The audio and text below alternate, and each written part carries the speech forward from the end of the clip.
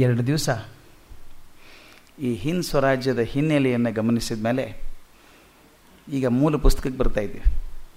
ಮೂಲ ಪುಸ್ತಕ ಓದೋದು ತುಂಬ ಸುಲಭ ಆಗುತ್ತೆ. ಹಿನ್ನೆಲೆ ಗೊತ್ತಿದ್ದರೆ ಪುಸ್ತಕ ಓದೋದು ಸುಲಭ ಆಗ್ತದೆ. ಆ ಪುಸ್ತಕ ಎಷ್ಟು ಸುಲಭವಾಗಿದೆ ಅಂದರೆ ಆರಾಮಾಗಿ ಓದ್ಕೊಂಡ್ರೆ ಆಗಿ ಹೋಗ್ತದೆ. ಕೆಲವು ಪ್ರಶ್ನೆಗಳು ಬರೋದು ಜಾಸ್ತಿ ಅದರೊಳಗೆ. ಯಾಕೆ ಹಿಂಗೆ ಹೇಳಿದರು ಗಾಂಧಿ ಅಂತ. ಹಿನ್ನೆಲೆ ನೋಡಿರೋದ್ರಿಂದ ತುಂಬ ಈಸಿ ಅನಿಸುತ್ತೆ ಅಂತ ಅಂದ್ಕೊಂಡಿದ್ದೀನಿ.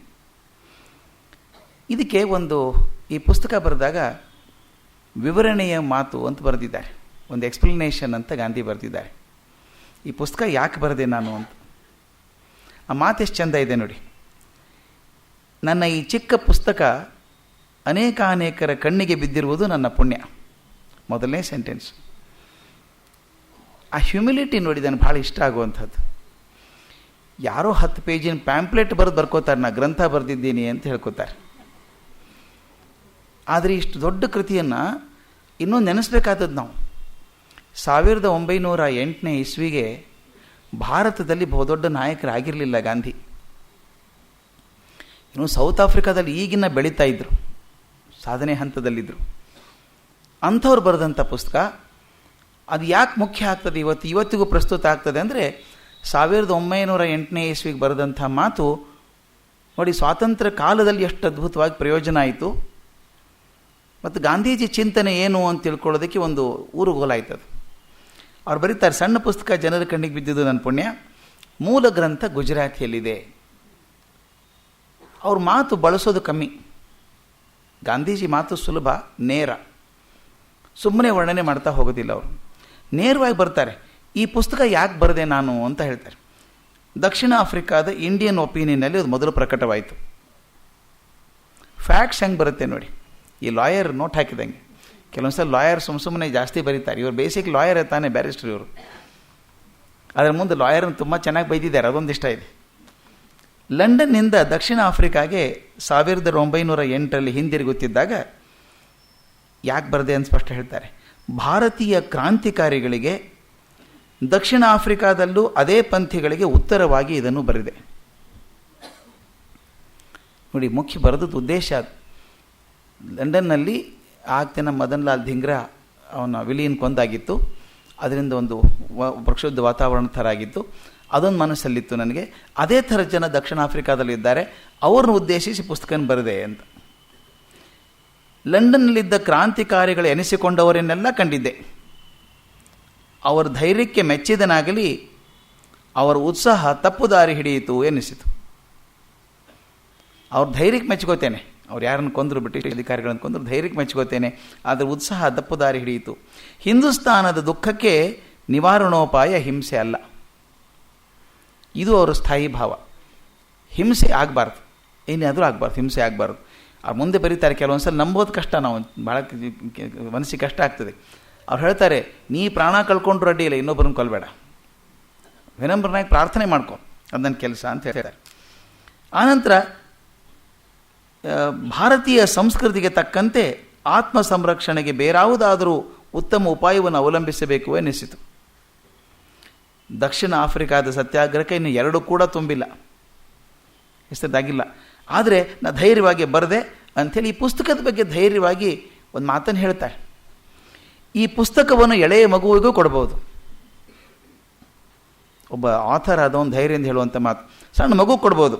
ಇದು ದ್ವೇಷದ ಬದಲು ಪ್ರೀತಿಯನ್ನು ತೋರಿಸುತ್ತದೆ, ಹಿಂಸೆಗೆ ಬದಲು ಪ್ರೀತಿಯನ್ನು ಬೋಧಿಸುತ್ತದೆ, ಆತ್ಮತ್ಯಾಗವನ್ನು ಕಲಿಸುತ್ತದೆ, ಪಶುಬಲಕ್ಕೆ ವಿರುದ್ಧವಾಗಿ ಆತ್ಮಬಲವನ್ನು ನಿಲ್ಲಿಸುತ್ತದೆ. ಅದರ ಪುಸ್ತಕದ ಸಮರಿನೇ ಸಿಗ್ಬಿಡ್ತು ಇದರೊಳಗೆ ಏನಿದೆ ಅಂತ ಅಂಥೇಳಿ. ಇಷ್ಟು ಸಲ ಪುಸ್ತಕ ಪಬ್ಲಿಷ್ ಆಗಿದೆ, ಬೇಕಾದಷ್ಟು ಸಲ ಆಗಿದೆ. ಆದರೆ ಇದರಲ್ಲಿರುವಂಥ ಒಂದು ಪದವನ್ನು ಕೂಡ ತೆಗೆದು ಹಾಕೋಕ್ಕಾಗೋದಿಲ್ಲ ನನಗೆ. ಅಂದರೆ ಅವತ್ತಿನ ನಂಬಿಕೆ ಇವತ್ತು ಕೂಡ ಇದೆ. DVG ಹೇಳಿದಾಗೆ ಹಿಂದೆ ಬರೆದದ್ದು ಅಭಿಪ್ರಾಯ ಇವತ್ತೇ ಇರಬೇಕು ಅಂತ ಏನಿಲ್ಲ ಅಂತ ಕಗ್ಗದಲ್ಲಿ ಬರೆದ್ರು. ಆವಾಗಿದ್ದು ಬದಲಾಯಿಸಿರ್ಬೋದು ನನಗೆ. ಇಂದಿಗಿಂದಿನ ಮತ ಉಚಿತ ಮಂಕುತಿಮ್ಮ ಅಂತ ಹೇಳಿದರು ಕೊನೆಗೆ. ಆದರೆ ಇವ್ರು ಹೇಳೋದು ಹಾಗಲ್ಲ. ಆವತ್ತು ಬರೆದದ್ದು ನನಗೆ ಇನ್ನೂ ಕರೆಕ್ಟ್ ಅನ್ನಿಸ್ತಾ ಇದೆ, ಅದು ಚೇಂಜ್ ಆಗಿಲ್ಲ ನನ್ನ ಮನಸ್ಸಿಗೆ, ಅದು ಸರಿ ಅನಿಸುತ್ತೆ ಅಂತ. ಒಂದು ಮಾತು ಭಾಳ ಚೆನ್ನಾಗಿರೋ ಮಾತು. ಇದರಲ್ಲಿ ಏನು ಸ್ವರಾಜ್ಯ ಬೇಕು ಅಂತ ನಾನು ಬರೆದಿದ್ದೇನೋ ಪುಸ್ತಕದಲ್ಲಿ, ಅದು ನಮ್ಗೆ ಸಿಕ್ಕರೆ ಏನಾಗ್ತದೆ ಅಂತ ಬರೆದಿದ್ದಾರೆ. ಆದರೆ ಇದರಲ್ಲಿ ಹೇಳಿರುವ ಸ್ವರಾಜ್ಯವನ್ನು ನಾನಿಂದು ಕೇಳುತ್ತಿಲ್ಲ. ಇದರಲ್ಲಿ ಏನು ಸ್ವರಾಜ್ಯ ಬೇಕಂತೀರೋ ಅದನ್ನು ಕೇಳೋದಿಲ್ಲ. ಯಾಕಂದರೆ ಹಿಂದೂಸ್ತಾನ ಅದಕ್ಕೆ ಸಾಕಷ್ಟು ಮಾಗಿ ಬಂದಿಲ್ಲ. ಈ ಮಾತನ್ನು ಭಾಳ ತಿಳ್ಕೋಬೇಕು. ಯಾವುದನ್ನಾದರೂ ಅಪೇಕ್ಷೆ ಮಾಡೋ ಮೊದಲು ಅದಕ್ಕೆ ನಾವು ಮೊದಲು ಅರ್ಹರಾಗಿರಬೇಕು ಅಂತ. Are we ready for receive it? ವಿವೇಕಾನಂದರು ಹೇಳಿದ ಹಾಗೆ ಅವ್ರು ಹೇಳ್ತಾರೆ, you can get freedom tomorrow, but where are the people to manage it? ಅದು ನಡೆಸುವಂಥವ್ರು ಯಾರಿದ್ದಾರೆ? ಅದಕ್ಕೆ ಮಾಗಿಲ್ಲ ಅಂತ ಹೇಳ್ತಾರೆ. ಹೀಗೆ ಹೇಳಿದ ಅಧಿಕ ಪ್ರಸಂಗವಾದೀತೋ ಏನೋ, ನನ್ನ ಅಭಿಪ್ರಾಯವೇನೋ ಅದೇ. ಅದರಲ್ಲಿರುವ ಸ್ವರಾಜ್ಯಕ್ಕಾಗಿ ನಾನು ವ್ಯಕ್ತಿಶಃ ನಾನು ಯತ್ನಿಸುತ್ತಿದ್ದೇನೆ. ಇದು ಸ್ವರಾಜ್ಯ ಅನ್ನುವಂಥದ್ದು ಎರಡು ಬಗೆ ಅನ್ನೋ ಮಾತನ್ನು ಹೇಳ್ತಾರೆ. ಸ್ವರಾಜ್ಯ ಅಂದಾಗ ವೈಯಕ್ತಿಕವಾಗಿ ನನಗೂ ಆಗಬಹುದು, ಒಂದು ರಾಷ್ಟ್ರಕ್ಕೂ ಆಗಬಹುದು. ನನ್ನನ್ನು ನಾನು ಗೆಲ್ಕೊಳ್ಳೋಕ್ಕೆ ಸಾಧ್ಯ ಆಯಿತಾ? ನನ್ನನ್ನು ನಾನು ಗೆದ್ಕೊಳ್ಳೋಕ್ಕೆ ಸಾಧ್ಯ ಆದರೆ ಸಮೂಹವಾಗಿ ನಾವು ಜಗತ್ತನ್ನು ಗೆಲ್ಲಬಹುದು ಅಂತ ಹೇಳ್ಕೊಂಡು ಹಾಗೆ ಅಂತ ಹೇಳಿ ಮುಂದೆ ಆ ವಿಷಯ ಬಂದಾಗ ಅಲ್ಲಿಗೆ ಬರ್ತೇನೆ. ಮೊದಲನೇ ಅಧ್ಯಾಯ ತುಂಬ ಚೆನ್ನಾಗಿರೋದು. ಮೊದಲನೇ ಅಧ್ಯಾಯ ಕಾಂಗ್ರೆಸ್ಸು ಮತ್ತು ಅವರ ಅಧಿಕಾರಿಗಳು ಅಂತ. ಇದು ದೃಷ್ಟಿ ಎಷ್ಟು ಚೆನ್ನಾಗಿದೆ ನೋಡಿ. ಸಮ್ಯಕ್ ದೃಷ್ಟಿ ಅಂತೇವೆ ನಾವು. ಯಾವುದನ್ನು ಕೊರತೆಯನ್ನು ಎತ್ತಿ ತೋರಿಸುವಂಥದ್ದಲ್ಲ, ಆ ಕೊರತೆಯನ್ನು ತುಂಬುವಂಥದ್ದು. ಇದು ಕನ್ಸ್ಟ್ರಕ್ಟಿವ್ ಕ್ರಿಟಿಸಿಸಮ್ ಅಂತ ಕರಿತೇನೆ ನಾನು. ಬರೀ ಟೀಕೆ ಮಾಡೋದಲ್ಲ. ಈ ನಮ್ಮಲ್ಲಿ ಸುಮಾರು ಜನ ಬುದ್ಧಿಜೀವಿಗಳು ಅಂತ ಇರ್ತಾರೆ, ಅಂದರೆ ಬುದ್ಧಿಯನ್ನೇ ತಿಂದು ಜೀವ ಮಾಡುವಂಥವ್ರು. ಅವ್ರು ಬರೀ ಕ್ರಿಟಿಕಲ್ ಆಗಿ ಅನಲೈಸ್ ಮಾಡ್ತಾರೆ. ಹೀಗಾಯಿತು, ಈ ತಪ್ಪಿದೆ ಅಂತ. ತಕ್ಷಣ ಸೊಲ್ಯೂಷನ್ ಕೊಡಿ ಅಂದರೆ ಕಷ್ಟ. ಆದರೆ ಗಾಂಧಿ ದೃಷ್ಟಿ ಹಾಗಲ್ಲ. ತಪ್ಪನ್ನು ಕಾಣಿಸಿದ್ರು ಕೂಡ ಅದನ್ನು ಸರಿಯಾಗಿ ನೋಡುವಂಥ ದೃಷ್ಟಿ. ಆ ಪ್ರಶ್ನೆ ಹೇಳಿದ್ನಲ್ಲ, ಇದು ಇಡೀ ಪುಸ್ತಕ ನಡೆದಿರೋದು ಸಂವಾದದ ಮೂಲಕ. ಒಬ್ಬ ಓದುಗ ಮತ್ತು ಸಂಪಾದಕನ ನಡುವೆ. ಓದುಗ ಪ್ರಶ್ನೆ ಕೇಳ್ತಾನೆ. ಆ ಓದುಗನಿಗೆ ವೀರಾವೇಶ ಇದೆ, ಅವನು ಸ್ವಲ್ಪ ಉಗ್ರಗಾಮಿ. ಅವನ ಪ್ರಶ್ನೆಗೆ ಇವರು ಉತ್ತರ ಕೊಡ್ತಾ ಹೋಗ್ತಾರೆ. ಅವನು ಒಂದಿನ ಹೇಳಿದೆ ನಾನು, ಪ್ರಾಣಜೀವನ್ ಮೆಹ್ತಾ ಅನ್ನುವಂಥ ಹುಡುಗ, ಇವ್ರ ಸ್ನೇಹಿತ. ಅವನು ಸ್ವಲ್ಪ ಕಟ್ಟರವಾದಿ. ಅವನ ಪ್ರಶ್ನೆ ಕೇಳ್ತಾನೆ. ಇಲ್ಲಿ ಮೊದಲನೇ ಪ್ರಶ್ನೆ ಕೇಳೋದು, ಹಿಂದೂಸ್ತಾನದಲ್ಲಿ ಇಲ್ಲೀಗ ಸ್ವರಾಜ್ಯದ ಗಾಳಿ ಬೀಸ್ತಾ ಇದೆ.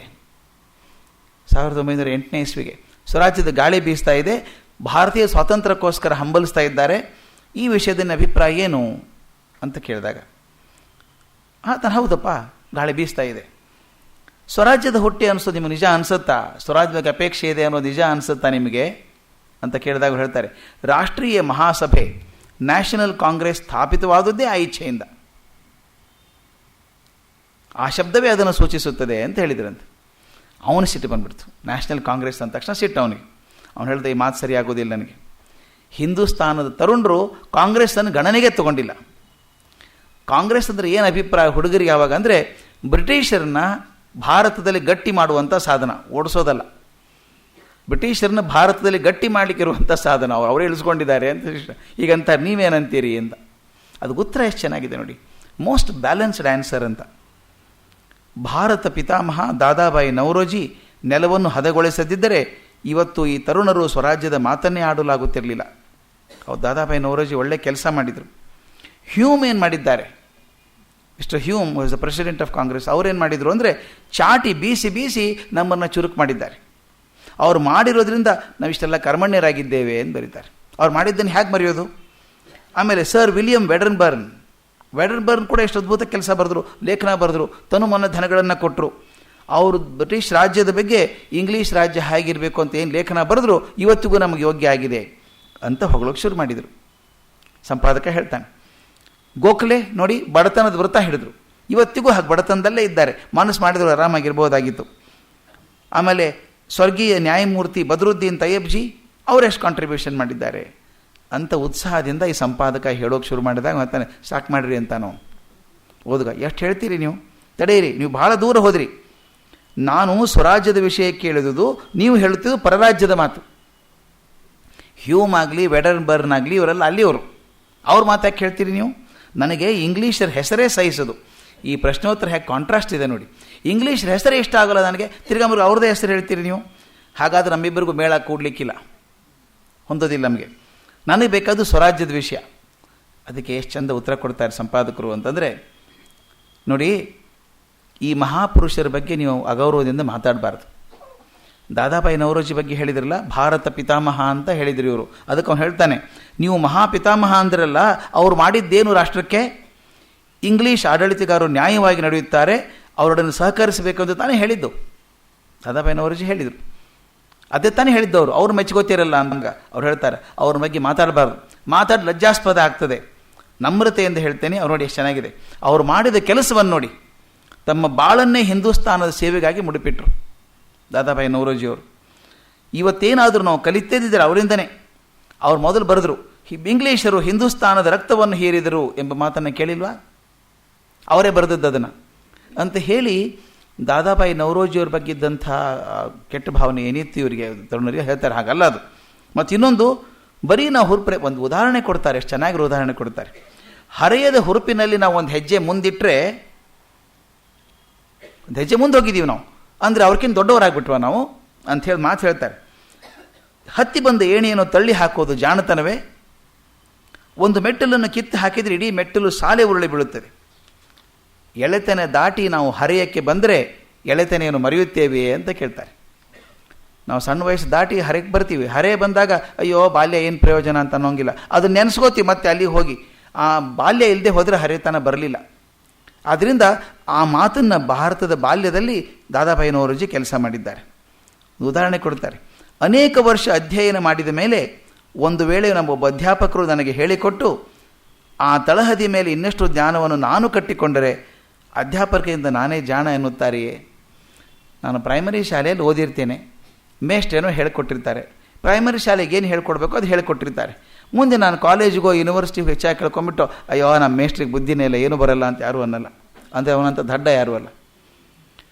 ಅವರು ನಿಮಗೆ ನರ್ಸರಿಯಲ್ಲಿ ಪ್ರೈಮರಿ ಏನು ಬೇಕೋ ಅದು ಕಲಿಸಿದ್ದಾರೆ ನಿಮಗೆ. ಮುಂದೆ ನೀವು ಬೆಳೆಸ್ಕೊಂಡಿರ್ಬೋದು, ಆದರೆ ಬೆಳೆಸ್ಕೊಂಡದ್ದು ಆ ಆಧಾರದ ಮೇಲೇ. ಆದ್ದರಿಂದ ಅವ್ರಿಗಿಂತ ನಾ ಬುದ್ಧಿವಂತನಾದೆ ಅನ್ನೋಕ್ಕೆ ಸಾಧ್ಯ ಇಲ್ಲ. ದಾದಾಬಾಯಿ ನವರೋಜಿ ಹೇಳಿದರು, ಅದ್ರ ಮೇಲೆ ನೀವು ಬೆಳೆಸ್ಕೊಂಡಿದ್ದೀರಿ. ಅದಕ್ಕೆ ಹೇಳ್ತಾರೆ, ಭಾರತ ಪಿತಾಮಹ ದಾದಾಬಾಯಿ ನವರೋಜಿ ವಿಷಯದಲ್ಲೂ ಹೀಗೆ. ನಮ್ಮೊಳಗೆ ಮೊದಲು ರಾಷ್ಟ್ರೀಯ ಭಾವನೆ ಮೊಳೆಸಿದವರು ಅವರೇ. ಅಂದರೆ ಆಗಿನ ಕಾಲಕ್ಕೆ ಹುಡುಗರಿಗೆ ಇರುವಂಥ ತಪ್ಪು ಅಭಿಪ್ರಾಯವನ್ನು ಸರಿ ಮಾಡುವಂಥದ್ದಾಗಿತ್ತು. ಇನ್ನೊಂದಾಯ್ತು, ಆಯ್ತಪ್ಪ ಅವರು ಸರಿ ಆಯಿತು, ಆ ಹುಡುಗ ಒಪ್ಕೋತಾನೆ, ದಾದಾಬಾಯಿ ನವರೋಜಿ ಒಪ್ಕೊಳ್ಳೋಣ. ಈ ಗೋಖಲೆಯವ್ರ ಬಗ್ಗೆ ಭಾರಿ ತೀವ್ರ ಸಿಟ್ಟಿತ್ತು ಕೆಲವು ಹುಡುಗರಿಗೆ. ಅವರೇ ಅಂದ್ರೂ ಹೆಂಗೆ ಚೆನ್ನಾಗಿದೆ ನೋಡಿ ಮಾತು. ಆದರೆ ಪ್ರೊಫೆಸರ್ ಗೋಖಲೆಯವ್ರ ಬಗ್ಗೆ ಈ ಮಾತನ್ನು ಹೇಳುವುದು ಹೇಗೆ? ಅವರು ಇಂಗ್ಲೀಷರಿಗೆ ದೊಡ್ಡ ಗೆಳೆಯರಾಗಿದ್ದಾರೆ. ಇಂಗ್ಲೀಷರಿಂದ ನಾವು ಬಹಳ ಕಲಿಯಬೇಕಾಗಿದೆ.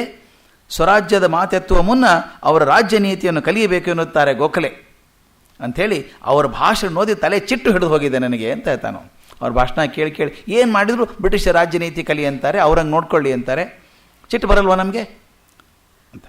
ಅದಕ್ಕೆ ಗಾಂಧೀಜಿ ಉತ್ತರ ಎಷ್ಟು ಚೆನ್ನಾಗಿ, ಸಂಪಾದಕರ ಉತ್ತರ ಎಷ್ಟು ಚೆನ್ನಾಗಿದೆ ನೋಡಿ. ನಿಮಗೆ ಬೇಸರವಾಗಿದ್ದರೆ ಅದಕ್ಕೆ ನಿಮ್ಮ ಗಡಿಬಿಡಿ ಸ್ವಭಾವ ಕಾರಣ. ರೆಸ್ಟ್ಲೆಸ್ನೆಸ್ ಅವಸರ ನಿಮಗೆ ತಕ್ಷಣ ಅರ್ಥ ಆಗ್ಬೇಕು, ಹಂಗಾಗೋದಿಲ್ಲ ಅದು. ಅದಕ್ಕೆ ಹೇಳ್ತಾರೆ, ತಮ್ಮ ತಂದೆ ತಾಯಿಗಳ ಶಾಂತ ಸ್ವಭಾವಕ್ಕೆ ಬೇಸತ್ತು ತಮ್ಮ ಜೊತೆಗೆ ತಂದೆ ತಾಯಿಗಳು ಓಡಲಾರಲ್ಲ ಸಿಟ್ಟಾದರೆ ಅಂಥ ಮಕ್ಕಳು ತಂದೆ ತಾಯಿಗೆ ಆಧಾರ ತೋರಿಸಿಲ್ಲ ಎನ್ನುತ್ತೇನೆ. ಕಲ್ಪನೆ ಮಾಡ್ಕೊಳ್ಳಿ, ಹುಡುಗ ಸ್ವಲ್ಪ ದೊಡ್ಡವನಾಗ್ತಾನೆ, ಗಟ್ಟಿಯಾಗಿರ್ತಾನೆ, ಅಮ್ಮ ಓಡ್ ನನ್ನ ಜೊತೆಗೆ ಅಂತಾನೆ. ಓಡೋಕ್ಕಾಗತ್ತಾ?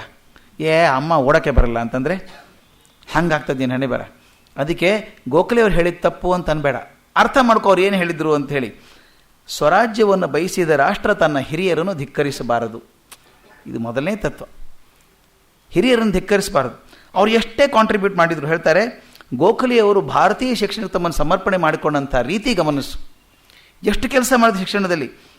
ಗೋಖಲೆಯವರು ಏನು ಮಾಡಿದರು, ಈ ಮಾತು ಏನು ಮಾಡಿದರೂ ದೇಶದ ಕಲ್ಯಾಣಕ್ಕಾಗಿಯೇ ಮಾಡುತ್ತಾರೆ. ಅವರಿಗೆ ಗುರುಭಾವನೆ ಬೇರೆ ಇತ್ತು ಗೋಖಲೆಯವ್ರ ಬಗ್ಗೆ. ಏನು ಮಾಡಿದರೂ ಕಲ್ಯಾಣಕ್ಕಾಗಿಯೇ ಮಾಡ್ತಾರೆ ಅಂತಂದು ಮಾತನ್ನು ಹೇಳ್ತಾರೆ. ಅಗತ್ಯವಾದರೆ ತಮ್ಮ ಪ್ರಾಣವನ್ನೇ ಒಪ್ಪಿಸುವಷ್ಟು ದೇಶಭಕ್ತಿ ಅವರದು. ಮುಂದಿನ ಮಾತು ನೋಡಿ, ಅವರು ಏನನ್ನಾದರೂ ಹೇಳಿದರೆ, ಎಷ್ಟು ಖಾತ್ರಿ ಇದೆ ಗೋಖಲೆಯವ್ರ ಬಗ್ಗೆ ಅಂದರೆ, ಅವರು ಏನನ್ನಾದರೂ ಹೇಳಿದರೆ ಅದು ಇತರನ್ನ ಹೊಗಳಿಕ್ಕಲ್ಲ, ತನಗೆ ಸರಿ ಅನಿಸಿದ್ದನ್ನು ಮಾತ್ರ ಹೇಳ್ತಾರೆ. ಅಂದರೆ ಗೋಖಲೆ ಹೇಳಿದ್ದು ಬ್ರಿಟಿಷರ್ ರಾಜನೀತಿಯನ್ನು ಒಪ್ಪಬೇಕು, ಅವ್ರ ಅಡ್ಮಿನಿಸ್ಟ್ರೇಷನ್ ಒಪ್ಪಬೇಕು ಅಂದದ್ದು ಅವ್ರಿಗೆ ಅನಿಸಿದೆ, ಸರಿ ಅಂತ ಅನಿಸಿದೆ. ಅದು ಹೊಗಳಬೇಕು ಅಂತ ಹೇಳಿದ್ದಲ್ಲ, ಬ್ರಿಟಿಷರು ಹೊಗಳಬೇಕು ಅಂತ ಹೇಳಿದ್ದಲ್ಲ, ಗೋಖಲೆಯವ್ರ ಸ್ವಭಾವ ಅದು. ಸರಿ ಅನಿಸಿದ್ದನ್ನು ಹೇಳ್ತಾರೆ. ಆದ್ದರಿಂದ ಅವರನ್ನು ಗೌರವಿಸಬೇಕು. ಹಾಗಾದ್ರೆ ಅವ್ರು ಹೇಳಿದ್ದನ್ನೆಲ್ಲ ಮಾಡಬೇಕಾ? ಅವನು ಓದುಗ ಕೇಳೋದು, ಅವ್ರು ಹೇಳಿದ್ದನ್ನೆಲ್ಲ ಮಾಡಬೇಕಾ? ಹಾಗಾದರೆ ಹಾಗೆಂದಿಗೂ ನನ್ನ ಅಭಿಪ್ರಾಯವಲ್ಲ. ಮೊದಲೇ ದಿವಸ ನೋಡಿದಾಗ ಹೇಳಿದ್ವಿ, ಗೋಖಲೆಯವರು ಈ ಹಿಂದ್ ಸ್ವರಾಜ್ಯನೇ ಅವಸರದನ್ನೇ ಹೆಣೆದಂಥ ಒಂದು ಲೇಖನ ಅಂದ್ಬಿಟ್ಟು. ಅವಸರದಲ್ಲಿ ಬರೆದದ್ದು, ಗಾಂಧಿ ಬಂದು 1 ವರ್ಷ ಇರಲಿ ಇಂಡಿಯಾದಲ್ಲಿ, ಅವರೇ ಅದನ್ನು ಸುಟ್ಟು ಹಾಕ್ತಾರೆ ಅಂತ ಬರೆದಿದ್ರು. ಗೋಖಲೆ ಬಗ್ಗೆ ಎಷ್ಟೊಂದು ಗೌರವ ಇದೆಯಲ್ಲ ಗಾಂಧೀಜಿಗೆ, ಇದು ಭಾಳ ಮುಖ್ಯ ಅನಿಸುತ್ತೆ ನನಗೆ. ನಾವು ಯಾರ್ದೋ ಬಗ್ಗೆ ಗೌರವ ಇದ್ದರೆ ಅವ್ರು ತಪ್ಪು ಹೇಳಿದ್ರು ಒಪ್ಕೋತೇವೆ, ದೊಡ್ಡವ್ರು ಹೇಳಿದ್ದಪ್ಪ ಅಂತೇವೆ. ಗಾಂಧಿ ಸ್ವಭಾವ ಅದಲ್ಲ ಅಂತ ಹೇಳ್ಬೇಕು ನಾವು.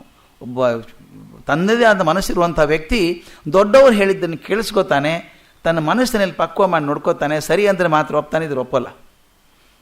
ಗೋಖಲೆಯವ್ರ ಬಗ್ಗೆ ಇಷ್ಟು ಒಳ್ಳೆ ಮಾತು ಹೇಳುವಂಥವ್ರು ಗಾಂಧೀಜಿ ಗೋಖಲೆ ಸರಿ ಇಲ್ಲ ಅಂದರೂ ಕೂಡ ಕೊನೆಗೆ ಹೇಳ್ತಾರೆ, ಇವತ್ತಿಗೆ ಅವತ್ತು ಬರೆದಿದ್ನಲ್ಲ ಇವತ್ತಿಗೂ ಅದೇ ಸರಿ ಅನಿಸುತ್ತೆ, ನಾನು ಒಂದು ಪದವನ್ನು ಕೂಡ ತೆಗೆಯೋಕ್ಕೆ ತಯಾರಿಲ್ಲ ಅದರೊಳಗೆ ಅಂತ. ಆ ಶ್ರೇಷ್ಠ ಗುರುವಿನ ಮಾತು ಸರಿ ಆಗಲಿಲ್ಲ ಅಂತ ಮಹಾದೇವ ದೇಸಾಯಿ ಬರೀತಾರೆ ಮುಂದೆ. ಇದು ನನಗೆ ಇಷ್ಟ ಆಗೋದು. ಒಂದು ಘಟನೆ ಹಿಂದೆಲ್ಲ ಹೇಳಿದ್ದೆ, ನೆನಪಿಲ್ಲ ನನಗೆ. ಬೇಂದ್ರೆ ಅವರ ಬಗ್ಗೆ ಹೇಳ್ತಾರೆ. ಬೇಂದ್ರೆ ಅರವಿಂದೋ ಭಕ್ತ. ಅರವಿಂದೋ ಅಂದರೆ ದೇವರವ್ರಿಗೆ. ಆ ಶ್ರೀಮಾತಾ ಅಂತ ಪುಸ್ತಕನೇ ಬರೆದ್ಬಿಟ್ರು, ಕವನ ಸಂಕಲನ ಬರೆದ್ರು. ಮನೆಯಲ್ಲಿ ಫೋಟೋ, ಅರವಿಂದ ಫೋಟೋ ಇರೋದಲ್ಲಿ. ಒಂದ್ಸಲ ಯಾರೋ ಜರ್ಮನ್ ಸಾಹಿತಿಗಳು ಬಂದಿದ್ದರು. ಬಂದು ಅರವಿಂದ ಬಗ್ಗೆ ಚೆನ್ನಾಗಿ ಓದ್ಕೋಬೇಕಾಗಿದೆ ನನಗೆ, ಯಾರು ಹೇಳ್ಬೋದು ಅಥೆಂಟಿಕ್ ಆಗಿ ಖಚಿತವಾಗಿ ಹೀಗೆ ಅಂತ ಹೇಳೋರು ಯಾರಿದ್ದಾರೆ ಅಂತ ಕೇಳಿದ್ರಂತೆ. ಯಾರೊಬ್ಬರು ಬೆಂಗಳೂರಿನ ಸಾಹಿತಿಗಳು ಹೇಳಿದ್ರಂತೆ, ಬೇಂದ್ರೆ ಕಡೆ ಹೋಗ್ರಿ, ಅಥೆಂಟಿಕ್ಕಾಗಿ ಹೇಳ್ತಾರೆ, ಚೆನ್ನಾಗಿ ಓದ್ಕೊಂಡಿದ್ದಾರೆ ಅರವಿಂದ ಬಗ್ಗೆ ಅಂತ. ಇವರು ಜರ್ಮನ್ ಸಾಹಿತಿಗಳಲ್ಲಿ ಹೋಗಿ ಸುಮಾರು 15-20 ದಿವಸ ಧಾರವಾಡದಲ್ಲಿದ್ದು ಚರ್ಚೆ ಮಾಡಿದರು ಬೇಂದ್ರೆಯವ್ರ ಜೊತೆಗೆ ಅರವಿಂದ ಅವ್ರ ಬಗ್ಗೆ. ಇವ್ರು ಹೇಳೋದು, oh Aurobindo is God, my God, ದೇವರೇ ನನಗೆ ಅಂತೆಲ್ಲ ವರ್ಣನೆ ಮಾಡೋರು. ಸ್ವಲ್ಪ ಭಾವಾವೇಶ ಜಾಸ್ತಿ ಬೇಂದ್ರೆಯವರು. ಒಪ್ಕೊಂಡ, ಎಲ್ಲ ಆಯಿತು. ಕೊನೆಗೆ ಒಂದು ಕರೆಕ್ಟಾಗಿ ನೋಡಬೇಕು, ಒಂದು ಪರೀಕ್ಷೆ ಮಾಡಿ ಅಂತ ಕೇಳಿದ್ನಂತೆ. ನಿಮಗೆ ಅಧ್ಯಾತ್ಮದಲ್ಲಿ ಅರವಿಂದೋ ದೇವರು ನಿಜ. ಅವನು ಕೇಳಿದಂತೆ, ನಾವು I want to know whom do you rate highest in poetry? ಕಾವ್ಯದಲ್ಲಿ whom do you think is better, Aurobindo or Bendre? ಬೇಂದ್ರೆಗೆ ಕೇಳಿದ್ದು. ಕವಿಯಾಗಿ ಯಾರು ದೊಡ್ಡವರು? ಆಧ್ಯಾತ್ಮಿಕದಲ್ಲಿ ಎಸ್ ಅರವಿಂದೋ ದೊಡ್ಡವರು ನೀವು ಹೇಳಿಬಿಟ್ರಿ, ದೇವರು ಅಂತ ಹೇಳಿದ್ರು, ಒಪ್ಕೋತೀನಿ. ಆದರೆ ಕವಿಯಾಗಿ ಯಾರು ದೊಡ್ಡವರು, ಬೇಂದ್ರೆನೋ ಅರವಿಂದೋನೋ ಅಂತ. ಒಂದು ಕ್ಷಣ ಕೂಡ ತಡ ಮಾಡಲಿಲ್ಲಂತೆ. ಆಫ್ಕೋರ್ಸ್ ಬೇಂದ್ರೆ ಅಂದ್ರಂತೆ. ನೋಡಿ ಧೈರ್ಯ ಅವ್ರದ್ದು. ಆಫ್ಕೋರ್ಸ್ ಬೇಂದ್ರೆ ಅಂತ. ಅವನಿಗೆ ಆಶ್ಚರ್ಯ ಆಗೋಯ್ತು. ಆಧ್ಯಾತ್ಮಿಕದಲ್ಲಿ ನನ್ನ ದೇವರು ಅರವಿಂದೋ ಅಂತ ಹೇಳುವಂಥ ಮನುಷ್ಯ ಕವಿಯಾಗಿ ಯಾರು ದೊಡ್ಡವರು ಅಂದರೆ ಒಂದು ಕ್ಷಣದಲ್ಲಿ ಆಫ್ಕೋರ್ಸ್ ಬೇಂದ್ರೆ ಅಂತ ಹೇಳಿಬಿಟ್ರು. ಇದರಲ್ಲಿ ನಮಗೆ ಒಂಥರ ಅಹಂಕಾರ ಅಂತ ಅನಿಸೋಂಗಿಲ್ಲ, ಅದು ಕಾನ್ಫಿಡೆನ್ಸ್. ಅಧ್ಯಾತ್ಮದಲ್ಲಿ ಆ ಸಾಧನೆಯಲ್ಲಿ ಅವ್ರು ದೊಡ್ಡವರು ಒಪ್ಕೋತೀನಿ, ಎಲ್ಲದರಲ್ಲೂ ದೊಡ್ಡವರು ಅಂತ ಒಪ್ಕೊಳ್ಳೋಕ್ಕಾಗೋದಿಲ್ಲ. ಈ ವಿಶ್ಲೇಷಣಾ ಮನೋಭಾವ ಇದೆಯಲ್ಲ, ಗಾಂಧೀಜಿ ತುಂಬ ಚೆಂದ. ಗೋಖಲೆ ತುಂಬ ದೊಡ್ಡವರು, ಅಯ್ಯೋ ಸುಳ್ಳು ಹೇಳೋ ಸಾಧ್ಯನೇ ಇಲ್ಲ, ಅವ್ರು ಏನು ಹೇಳಿದರೂ ಅಭಿಪ್ರಾಯವನ್ನು ಹೇಳ್ತಾರೆ, ಸತ್ಯವಾದದ್ದನ್ನು ಹೇಳ್ತಾರೆ. ಹಾಗಾದ್ರೆ ಅವ್ರು ಹೇಳಿದ್ದನ್ನು ಮಾಡಬೇಕು ಅಂತಲ್ಲ, ಅವ್ರು ತಪ್ಪು ಮಾಡಿರ್ಬೋದು, ಆದರೆ ನೀವು ತಿದ್ಕೋಬೇಕು, ಅದನ್ನು ತಿದ್ಕೊಂಡು ಅಂತ ಹೇಳ್ತಾರೆ. ಗೋಖಲೆ ಅಂಥವರು ಸ್ವರಾಜ್ಯದ ಮೂಲ ಸ್ತಂಭ ಅಂತ ತಿಳ್ಕೋಬೇಕು. ಆನಂತರ ಇತರರ ವಿಚಾರ ತಪ್ಪು, ನಮ್ಮ ವಿಚಾರವೇ ಶ್ರೇಷ್ಠ, ನಮ್ಮ ವಿಚಾರ ನಡೆಯದವರೇ ದೇಶದ ವೈರಿಗಳನ್ನು ತಿಳಿಯುವುದು ಸರಿಯಲ್ಲ. ಅದರಿಂದ ಗೋಖಲೆಯವರು ಹೇಳಿದ ಮಾತು ನಿಮಗೆ ಇಷ್ಟ ಬರದೆ ಹೋದರೆ 106 ಮತ ಕೇಳ್ಕೊ, ಕೊನೆಗೆ ನಿನ್ನ ಮಾತನ್ನು ನಡ್ಕೊ ನೀನು.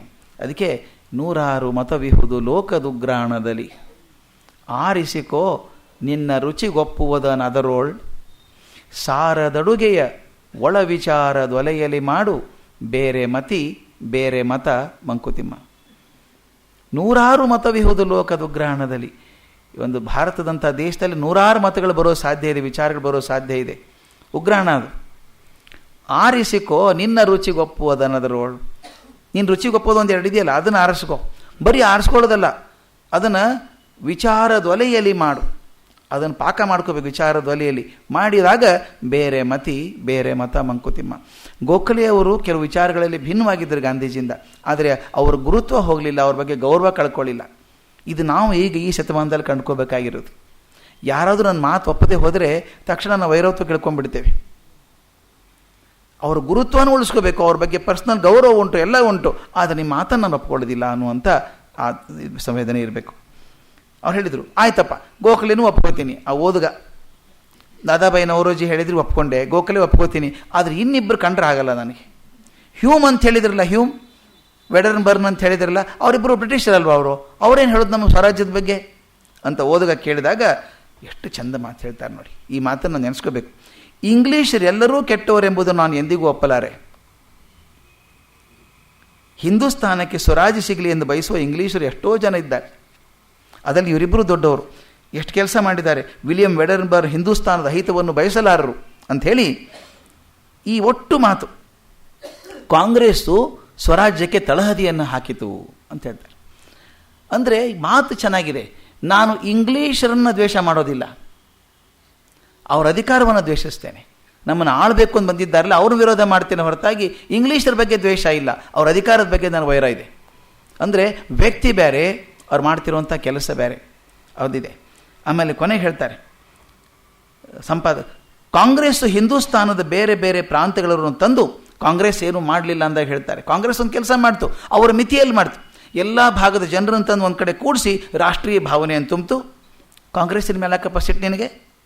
ಆನಂತರ ನಮ್ಮದೇ ಯಜಮಾನತೆ ಇರಬೇಕು ಅಂತ ಸ್ವಾತಂತ್ರ್ಯ ಕೇಳ್ತಾ ಇದೆ. ಸ್ವಾತಂತ್ರ್ಯದ ಕಲ್ಪನೆ ಕೊಟ್ಟಿದ್ದೆ ಕಾಂಗ್ರೆಸ್ಸು. ಹಿಂದೂಸ್ತಾನಕ್ಕೆ ಸ್ವರಾಜ್ಯದ ರುಚಿಯನ್ನು ತೋರಿಸಿದ್ದು ಕಾಂಗ್ರೆಸ್ ಆಗಿನ ಕಾಲಕ್ಕೆ. ಅದು ಪೂರ್ತಿ ಮಾಡಲಿಕ್ಕಿಲ್ಲ, ನನಗೆ ಬೇಕಾದಂಥ ಸ್ವಾತಂತ್ರ್ಯ ಕೊಡಲಿಕ್ಕಿಲ್ಲ. ಅದು ಆ ಸ್ವಾತಂತ್ರ್ಯ ಬೇಕು ಅಂತ ಕೇಳಿದ್ದು ಹೌದಲ್ವಾ? ಮೊದಲನೇ ಸಂಸ್ಥೆ ಕಾಂಗ್ರೆಸ್ ಸ್ವರಾಜ್ಯ ಬೇಕು ಅಂತ ಕೇಳಿದ್ದು. ಆದ್ದರಿಂದ ಸ್ವರಾಜ್ಯ ಪ್ರಾಪ್ತಿಗೆ ಕಾಂಗ್ರೆಸ್ ಅಡ್ಡಿ ಅಂತ ತಿಳಿದರೆ ಅದರ ಉಪಯೋಗ ನಮಗಿಲ್ಲದಂತಾಗುತ್ತದೆ. ಈ ಸಣ್ಣ ಅಧ್ಯಾಯ ಇಷ್ಟೇ. ಅದರ ಮೂಲ ಹೇಳೋದಾದರೆ ಗಾಂಧೀಜಿ ಹೇಳೋದು ಕೃತಂ ಸ್ಮರ ಕೃತೋಸ್ಮರ. ಮಾಡಿದ್ದನ್ನು ನೆನೆಸ್ಕೊ, ಮಾಡಿದವ್ರನ್ನ ನೆನೆಸ್ಕೊ, ಆ ತಪ್ಪುಗಳನ್ನು ಬಿಡು. ಅದು ಬಹಳ ದೊಡ್ಡ ಗುಣ ಗಾಂಧೀಜಿದು. ತಪ್ಪಿರ್ಬೋದು, ನೂರಾರು ತಪ್ಪಿರೋ, ಒಳ್ಳೇದಿದೆಯಲ್ಲರೂ ಹಿಡ್ಕೋಬೇಕು ಅದನ್ನು.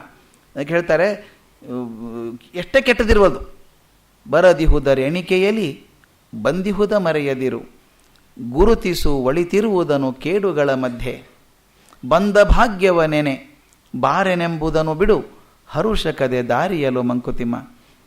ಚೆನ್ನಾಗಿದೆ ನೋಡಿ. ಬರದಿಹುದರ ಎಣಿಕೆಯಲ್ಲಿ ಬಂದಿಹುದ ಮರೆಯದಿರು. ಕಾಂಗ್ರೆಸ್ ಅದನ್ನು ಮಾಡಲಿಲ್ಲ, ಇದನ್ನು ಮಾಡಲಿಲ್ಲ, ಇದನ್ನು ಮಾಡಲಿಲ್ಲ ಅಂತ ಹುಡ್ಕೋದಕ್ಕಿಂತ ಏನು ಮಾಡಿದೆ ಅನ್ನೋ ಕಂಡ್ಕೊಳ್ಳಪ್ಪ. ಬರದಿಹುದರ ಎಣಿಕೆಯಲ್ಲಿ ಬಂದಿಹುದ ಮರೆಯದಿರು, ಗುರುತಿಸು ಒಳಿತಿರುವುದನ್ನು ಕೇಡುಗಳ ಮಧ್ಯೆ.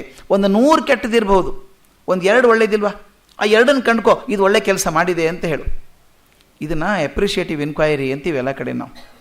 ಒಳ್ಳೆಯದನ್ನು ಕಾಣುವಂಥ ಸ್ವಭಾವ, ಒಳ್ಳೆ ಕಾಣೋ ಸ್ವಭಾವ ಮರೆಯಾಗಿಬಿಟ್ಟಿದೆ ನಮ್ದೀಗ. ಹುಡ್ಕಾಡ್ ತಪ್ಪು ಹುಡ್ಕೋದು. ಇಷ್ಟು ರಾಶಿ ಒಳ್ಳೇದಿದ್ರು ಅವೆರಡಿಲ್ಲ ನೋಡ್ರಿ, ಅವೆರಡಿದ್ರೆ ಚೆನ್ನಾಗಿತ್ತು ಅಂತ ಹೇಳುವಂಥದ್ದು. ಅದನ್ನು ಗಾಂಧಿ ಹೇಳ್ತಾರೆ, ಯಾರೊಂದು ವೈರಭಾವ ಬೇಡ. ಅವ್ರು ಮಾಡೋ ಕೆಲಸ ಇಷ್ಟ ಆಗಲಿಕ್ಕಿಲ್ಲ, ಆದರೆ ಅವ್ರಲ್ಲಿ 1-2 ಒಳ್ಳೆ ಗುಣ ಸಿಗುತ್ತಲ್ಲ, ಅದನ್ನು ಕಂಡುಕೋ ಅಂತ ಹೇಳಿ ಕಾಂಗ್ರೆಸ್ಸು ಅದು ಹೇಳಿದ ಹಾಗೆ ಅಪ್ರಯೋಜಕ ಅಲ್ಲ ಅಂತ. ಮುಂದಿನ ಅಧ್ಯಾಯದಲ್ಲಿ ಬಂಗಾಳದ ವಿಭಜನೆ ಬಗ್ಗೆ ಮಾತಾಡ್ತಾರೆ. ವಂಗಭಂಗ ಚಳವಳಿ ತಮ್ಗೆ ಗೊತ್ತಿರೋ 1905ನೇ ಇಸ್ವಿಗೆ ಲಾರ್ಡ್ ಕರ್ಜನ್ ಬಂದು ಗೆರೆ ಹಾಕಿ ಬಂಗ್ಲಾನ 2 ಭಾಗ ಮಾಡಿದ. ತಪ್ಪಲ್ವಾ? ಅನ್ಯಾಯ ಅಲ್ವಾ ಅದು? ಅವನು ಸಿಟ್ಟಿದೆ ಅವನಿಗೆ. ಕಾಂಗ್ರೆಸ್ ಸ್ವರಾಜ್ಯ ತಳಹದಿಯನ್ನು ನೀವು ಹೇಳ್ತೀರಿ, ನಿಜವಾದ ಜಾಗೃತಿ ಯಾವಾಗ ಆಯಿತು ಹಾಗಾದರೆ ಕಾಂಗ್ರೆಸ್ಸದ್ದು? ಉತ್ತರ ತಮಾಷೆ ಆಗಿದೆ. ಯಾವಾಗ ವಂಗಭಂಗ ಆಯಿತೋ ಆವಾಗ ಜಾಗೃತಿ ಆಯಿತು ಅಂದ್ರೆ ಇವರು. ಅವನಂದ ಏನು ವಿಚಾರ ಹೇಳ್ತೀರಿ ನೀವು? ಅಲ್ರಿ, ನಮ್ಮ ರಾಜ್ಯ ಹಾಳು ಮಾಡಿದರು, 2 ಭಾಗ ಮಾಡಿದರು. ವಂಗಭಂಗ, ಬಾಂಗ್ಲಾದೇಶವನ್ನು ಬಾಂಗ್ಲಾ ರಾಜ್ಯವನ್ನು 2 ಭಾಗ ಮಾಡಿದರು. ಅದು ತೊಂದರೆ ಅಲ್ವಾ? ಜಾಗೃತಿ ಹೆಂಗಾಯಿತು? ಉತ್ತರ ಎಷ್ಟು ಚೆನ್ನಾಗಿದೆ ನೋಡಿ. ಇದನ್ನು ಒಳ್ಳೆಯದು ಕಾಣುವಂಥದ್ದು. ಇದು ನಾನು ಹೇಳ್ತೀನಿ ಅಂದರೆ ಇದು ಗಾಂಧೀಜಿ ಮೊದಲಿಂದ ಬಂದಂಥ ಸ್ವಭಾವ. He would convert any negative impulse into positive reaction. ಯಾವಾಗ ನೆಗೆಟಿವ್ ಬರುತ್ತೋ ಜೀವನದಲ್ಲಿ ಅದನ್ನು ಪಾಸಿಟಿವ್ ಆಗಿ ಗಳಿಸುವಂಥದ್ದು. ಮೊದಲೇ ನೆನಪಿರಬೇಕು, ಅವರು ಇಂಗ್ಲೆಂಡಿಂದ ಬ್ಯಾರಿಸ್ಟರ್ ಆಗಿ ಬಂದಾಗ ಅಣ್ಣ ದಿವಾನ್ ಆಗೋ ಚಾನ್ಸ್ ಇತ್ತು. ಅಲ್ಲ, ಬ್ರಿಟಿಷ್ ರೀಜೆಂಟ್ ಇದ್ದ, ಅವನು ಅನುಮತಿ ಕೊಟ್ಟರೆ ಆಗ್ತದೆ ಅಂತಿತ್ತು. ಅಣ್ಣ ಹೇಳ್ದ, ಹೋಗಿ ಹೇಳು ಅವನಿಗೆ ಸ್ವಲ್ಪ, ನೀನು ಇಂಗ್ಲೆಂಡಲ್ಲಿದ್ದಾಗ ಭೇಟಿಯಾಗಿದ್ದೆ ಅಂತಲ್ಲ ಅವನ ಬ್ರಿಟಿಷ್ ರೀಜೆಂಟನ್ನು. ಇವ್ರಿಗೂ ಅನಿಸ್ತು, ಭೇಟಿಯಾಗಿದ್ದೆ ಅವನು ಇಂಗ್ಲೆಂಡಲ್ಲಿ, ನಾನು ಭೇಟಿಯಾಗಿದ್ದೆ ಅಂತ. ಈ ಇಂಗ್ಲೆಂಡಿಲ್ಲಿ ಬಂದಾಗ ಒಂದು 6 ತಿಂಗಳು ಅದೇ ವಾತಾವರಣ ಇರುತ್ತೆ, ಇನ್ನೂ ಅಲ್ಲೇ ಇದ್ದೀನಿ ಅಂತ. ಇವರು ನಾ ಹೇಳ್ತೀನಿ, ಮೊದಲು ಬೇಡ ಅಂದ್ಕೊಂಡ್ರು ಇವರು. ಅಣ್ಣ ಒತ್ತಾಯ ಮಾಡಿದ್ಮೇಲೆ ಹೋದ್ರೆ ಅವನೇನು ಮಾಡ್ದ ಅಂದರೆ, ಇಲ್ಲೋಡು ಅದು ಕೆಲಸ ತರಬೇಡ, ಇಂಗ್ಲೆಂಡಲ್ಲಿ ಭೇಟಿಯಾಗಿದ್ದೆ ನಿಮ್ಮನ್ನು ಅಂತ. ಹೌದಾ ಅಂದ ಅಷ್ಟೇ, ಜಾಸ್ತಿ ಸಲಿಗೆ ತೊಗೊಳ್ಳಲ್ಲ. ಅವ್ರು ಬ್ರಿಟಿಷರು ಹೆಂಗಂದರೆ ವೆಕೇಷನ್ಗೆ ಹೋದಾಗ how are you, how do you do ಅಂತೆಲ್ಲ ಮಾತಾಡಿಸ್ತಾರೆ. ಕುರ್ಚಿ ಮೇಲೆ ಕೂತಾಗೆ ಬೇರೆಯವರು. ಇವ್ರು ಹಾಗೆ ಅಂದ್ಕೊಂಡ್ರು, ಅಲ್ಲಿ ಸ್ನೇಹಿತ ಇದ್ದಲ್ಲ ಅಂಥೇಳಿ. ಅವ್ನು ಹೇಳ್ದ, ಜಾಸ್ತಿ ಹೇಳಬೇಡ ಅದನ್ನು ಅಂತ. ನಮ್ಮ ಅಣ್ಣಂದು ಹಿಂಗಿದೆ ಕೇಸು ಅಂತ ಇವ್ರು ಹೇಳೋಕೆ ಹೋದ್ರು. ಔಟ್ ಅಂದ ಅವನು, ಹೊರಗೋಗಿ ನೀನು. ಈಗ ಆಘಾತ ಬಿಡ್ತು, ಏನು ಒಳ್ಳೆ ಸ್ನೇಹಿತ ಅಂತ ಹೇಳೋಕೆ ಬಂದರೆ ಫಸ್ಟ್ ಹೋಗಿ ನೀನು. ಅವನ ಅಟೆಂಡರ್ ಕಡೆಯಿಂದ ಎತ್ತಿ ಹೊರಗೆ ಹಾಕ್ಸ್ಬಿಟ್ಟ ಇವ್ರ ಮನೆಯಿಂದ. ಅಸಹ್ಯ ಅಲ್ವಾ ಅದು? ಭಾರಿ ಅಸಹ್ಯ ಅಲ್ವಾ? ಆ ಇನ್ಸಲ್ಟ್ ಆದದ್ದನ್ನು ಹೇಗೆ ತಿರುಗಿಸ್ಕೊಂಡ್ರು, ಅದನ್ನು ಪಾಸಿಟಿವ್ ಮಾಡಿಕೊಂಡ್ರು. ಮೆರಿಟ್ಸ್ಬರ್ಗಲ್ಲಿ ಸ್ಟೇಷನಿಂದ ಹಾಕಿದ್ದು ಹೊರಗಡೆ. ಆ ಚಾರ್ಲ್ಸ್ಟನ್ನಲ್ಲಿ ಹೋಗ್ತಿರ್ಬೇಕಾದ್ರೆ ಅವನು ಹೊಡೆಸ್ಕೊಂಡದ್ದು ಅವನ ಕಡೆಯಿಂದ, ಅವನು ಜಡ್ಕ ಓಡಿಸೋನ ಕಡೆಯಿಂದ ಹೊಡೆಸ್ಕೊಂಡದ್ದು. ಎಲ್ಲ ನೆಗೆಟಿವ್ ಇನ್ಫ್ಲೂಯೆನ್ಸಸ್. ಮೀರ್ ಆಲಂ ಬಂದು ಹೊಡೆದಾಗ, ತಲೆಗೆ ಹೊಡೆದಾಗ ಅವನು ಕ್ಷಮಿಸಿದ್ದು. ಹೇಗೆ ಮಾಡ್ಕೊಂಡ್ರು ಅಂದರೆ ಅವನೇ ಬಂದು ಕ್ಷಮೆ ಕೇಳ್ಕೋಬೇಕು ಇವರಿಗೆ. ಇದು ಭಾಳ ಮುಖ್ಯ ನಮ್ಮ ಜೀವನದಲ್ಲಿ. ಇದು ನಾನು ಕಲ್ತ್ಕೊಂಡದ್ದು ಇದರೊಳಗೆ. ಇದರಿಂದ ನಮಗೆ ಜೀವನದಲ್ಲಿ ತೊಂದರೆಗಳು ಬರ್ತಾವೆ. ತೊಂದರೆ ಬಂದಾಗ ತೊಂದರೆ ಆಯಿತು ಅಂದರೆ ಅದೇ ತೊಂದರೆ ಆಗಿಬಿಡುತ್ತೆ. ಅದಕ್ಕೊಂದ್ಸಲ ನೆನಪಿದೆ ನನಗೆ, ಯಾರೋ ದೊಡ್ಡ ತತ್ವಜ್ಞಾನಿಗೊಬ್ಬರು ಹೇಳಿದ್ರು ನನಗೆ, ರಾತ್ರಿ ಕಷ್ಟ ಭಾಳಪ್ಪ, ನಮ್ಮ ಕಷ್ಟ ಭಾಳ ಆಗಿಬಿಟ್ಟಿದೆ ಜೀವನದಲ್ಲಿ, ಬಹಳ ತೊಂದರೆ ಆಗಿದೆ. ಕೆಲವು ಸಲ ನಿರಾಶೆ ಎಷ್ಟಾಗ್ಬಿಡುತ್ತೆ ಅಂದರೆ ಇದರಿಂದ ಮುಕ್ತಿ ಇಲ್ವೇನೋ ಅಂತ ಅನಿಸ್ಬಿಡುತ್ತೆ. ಅದಕ್ಕೆ ಅವ್ರು ಭಾಳ ಚೆನ್ನಾಗಿ ಕೇಳಿದ್ರು ನನಗೆ, do you know when the night is darkest? ರಾತ್ರಿ ತುಂಬ ಘನವಾಗಿರೋದು ಯಾವಾಗ ಗೊತ್ತಾ? ತಾವು ಗಮನಿಸಿರಬೇಕು, ಈ ಆಕ್ಸಿಡೆಂಟ್ ಆಗ್ತಾವಲ್ಲ, ಬಸ್ ಆಕ್ಸಿಡೆಂಟ್ ರಾತ್ರಿ ಆಗೋದು ಬೆಳಗ್ಗೆ 3:30-4 ಗಂಟೆ ಹೊತ್ತಿಗೆ ಆಕ್ಸಿಡೆಂಟ್ ಆಗೋದು. 3:30 ಇಂದ 5:30 ತನಕನೂ 12 ಗಂಟೆವರೆಗೆ ಎಚ್ಚರಿರ್ತಾನೆ ಮನುಷ್ಯ. ಹೇಗೋ ಎರಡು ತಡ್ಕೋತಾನೆ, ಮುಂದೆ ತಡ್ಕೊಳಕ್ಕಾಗೋದು, ಒಂದು ಯಾವುದೋ ಕ್ಷಣ ನಿದ್ದೆ ಮಂಪರ್ ಬರ್ತದೆ, ಆಗಿಬಿಡುತ್ತೆ. ಅದಕ್ಕೆ ಹೇಳ್ತಾರೆ ರಾತ್ರಿ ಘನ ಆಗಿರೋದು ಯಾವಾಗ ಅಂದರೆ ಬೆಳಗ್ಗೆ ಹೊತ್ತಿಗೆ. ರಾತ್ರಿ ಘನ ಅನಿಸಿದಾಗ ನೆನ್ಕೊಳ್ಳಿ ಬೆಳಗು ತುಂಬ ಹತ್ತಿರ ಇದೆ ಅಂತ. ಎಷ್ಟು ಚೆನ್ನಾಗಿದೆ ನೋಡಿ ಮಾತದು. ರಾತ್ರಿ ಘನ ಅನಿಸಿದಾಗ ನೆನ್ಪು ಮಾಡ್ಕೊಳ್ಳಿ ಬೆಳಗ್ಗೆ ಹತ್ತಿರ ಇದೆ ಅಂತ.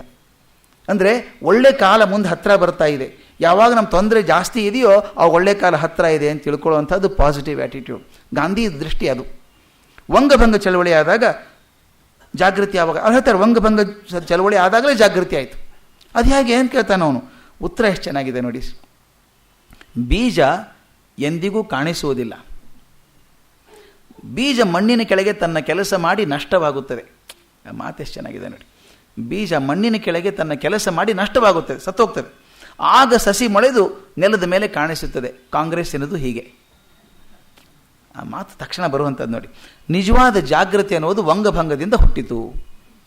ಸರಿ, ವಂಗಭಂಗ ಆದದ್ದು ಹೆಂಗೆ ಅನುಕೂಲ ಆಯಿತು? ಜನ ತೊಂದರೆ ಅಂದ್ರಲ್ಲ, ಅದನ್ನು ಚಳವಳಿ ಮಾಡಿದ್ರು, ಓಡಾಡಿದ್ರು, ಅದು ಒಳ್ಳೇದಾಯಿತು ಅಂತ ಗಾಂಧಿ ಹೇಳ್ತಾರೆ. ಯಾಕಂದರೆ ಬಂಗಾಳಿಗಳು ಕೇಳ್ಕೊಂಡ್ರು, ಮಾಡಬೇಡ್ರಿ, ಹಾಗೆ ಭಾಗ ಮಾಡಬೇಡ್ರಿ ಅಂತ ಕೇಳ್ಕೊಂಡ್ರು, ಅಂಗಲಾಚಿದ್ರು, ಬೇಡ್ಕೊಂಡ್ರು, ಎಲ್ಲ ಮಾಡಿದರು. ಅವನು ಲಾರ್ಡ್ ಕರ್ಜನ್ ಇದ್ನಲ್ಲ, ಅವನ ತಲೆಗೆ ಏರ್ಬಿಟ್ಟಿತ್ತು ಮಾಡೇ ಬಿಡಬೇಕು ಅಂತ. ಇವ್ರನ್ನೆಲ್ಲ ನಿರಪೇಕ್ಷೆ ಮಾಡಿ, ಇವ್ರೇನು ಭಾರತೀಯ ಬರೀ ಮಾತಾಡ್ತಾರೆ, 4 ಮಾತಾಡ್ತಾರೆ, 4 ದಿವಸ ಓಡಾಡ್ತಾರೆ, ಮತ್ತು ಸರಿ ಇರ್ತಾರೆ ಅಂಥೇಳಿ ಗೆರೆ ಹಾಕಿ ಭಂಗ ಮಾಡಿಬಿಟ್ಟ. ಮಾಡಿದ ತಕ್ಷಣ ನೋಡಿ, ಅವ್ರು ಓದಿದವರಿದ್ದರು, ಬಿಸಿ ರಕ್ತ, ತಪ್ಪಾಯಿತು ಅನ್ನಿಸ್ತು.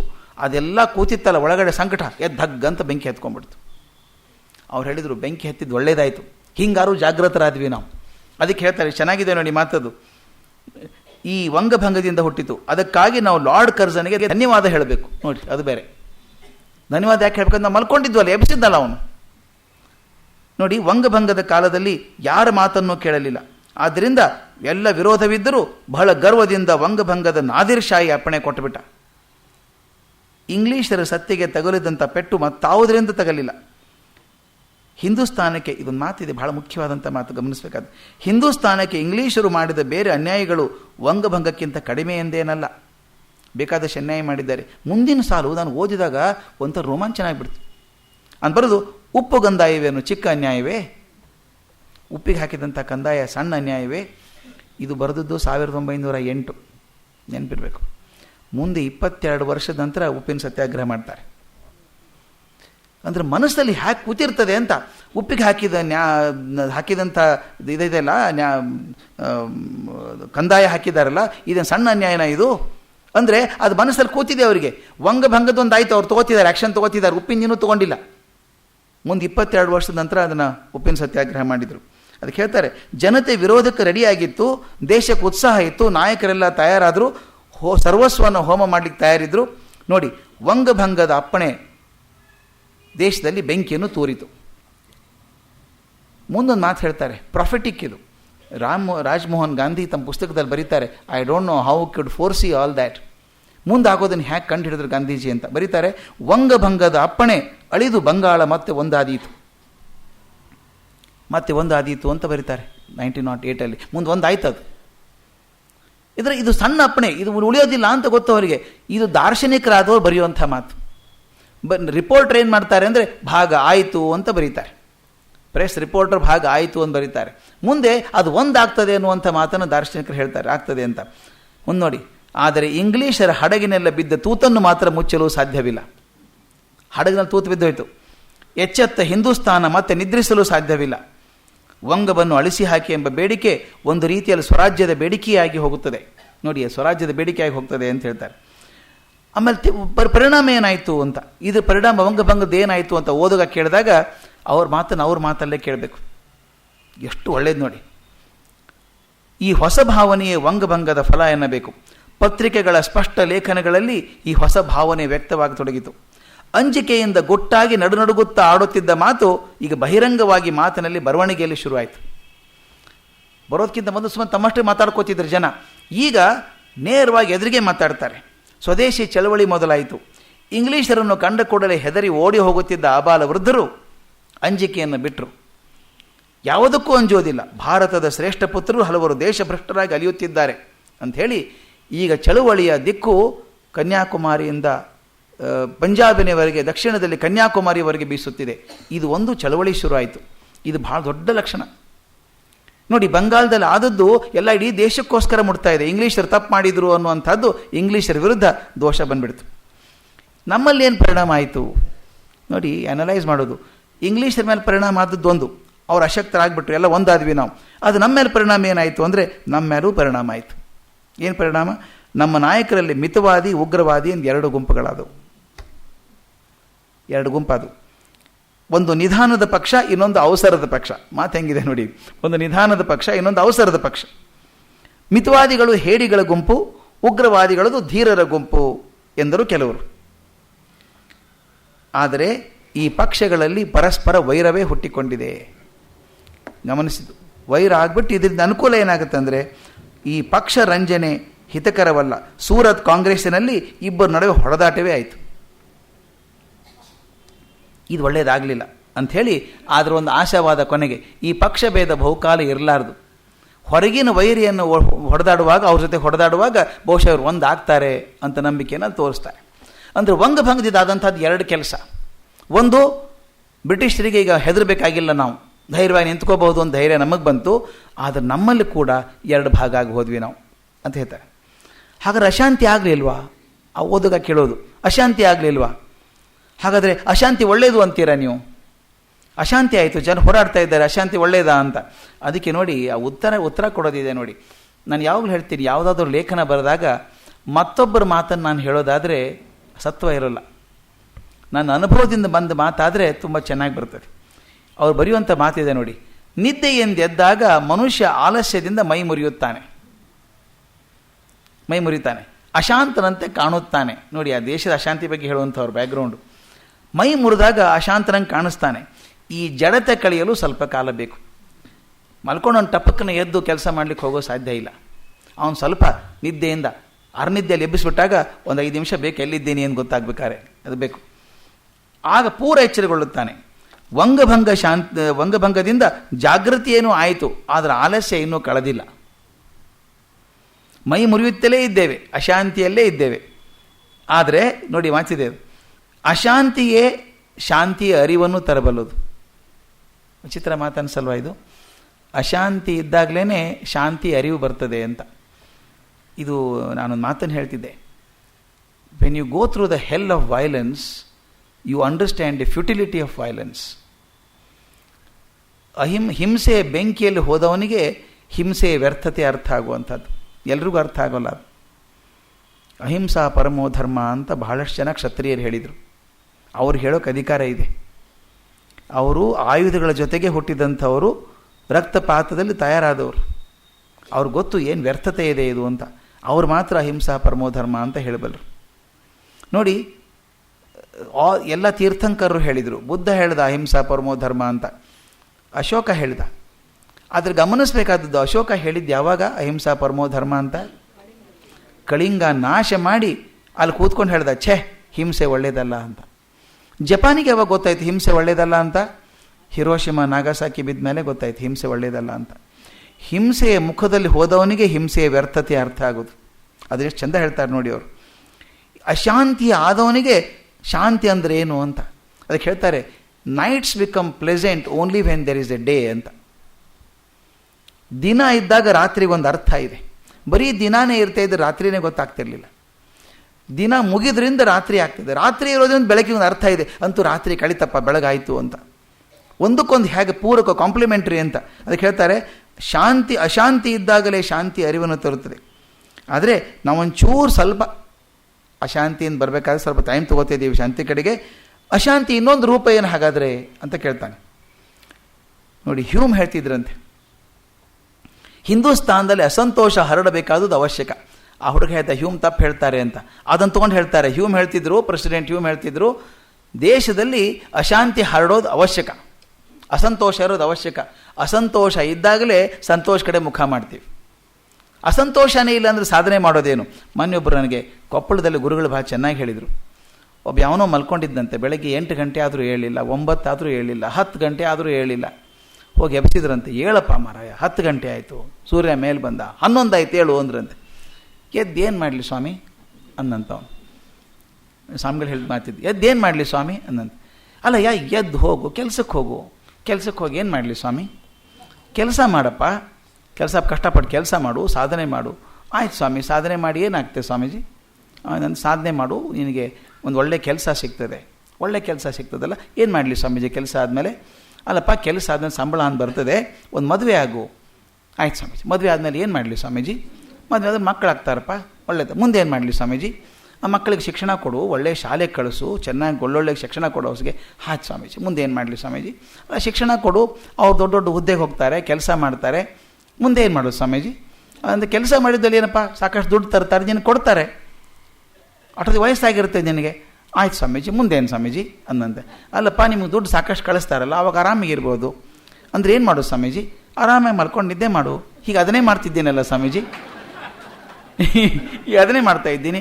ಇನ್ನು ಮುಂದೆ ಇಷ್ಟು ಕಷ್ಟಪಟ್ಟು ಅದನ್ನೇ ಮಾಡೋದ್ರೆ ಹೀಗೆ ಮಾಡ್ತಾ ಇದ್ದೀನಿ, ಅದ್ಯಾಕೆ ಬೇಕು ಅಂತ ಒಂದು. ಅದಕ್ಕೆ ಇದು ಉದ್ಧಾರ ಹಾಗಲ್ಲ. ಇವ್ರು ಹೇಳೋದು ಭಾಳ ಚೆನ್ನಾಗಿದೆ. ಅಶಾಂತಿ ನಿಮಗೆ ಬರಬೇಕಾದ್ರೆ ಅದು ಅಶಾಂತಿ ಇದ್ದಾಗಲೇ ಶಾಂತಿ ಗೊತ್ತಾಗೋದು ಅಂತ ಹ್ಯೂಮ್ ಹೇಳ್ತಿದ್ರು ಅಂತ. ಅಶಾಂತಿ ಇದ್ದಾಗ ಗೊತ್ತಾಗುತ್ತೆ ಶಾಂತಿ ಬೆಲೆ, ಬರೀ ಶಾಂತಿಯಲ್ಲಿದ್ದಾಗ ಗೊತ್ತಾಗೋಲ್ಲ.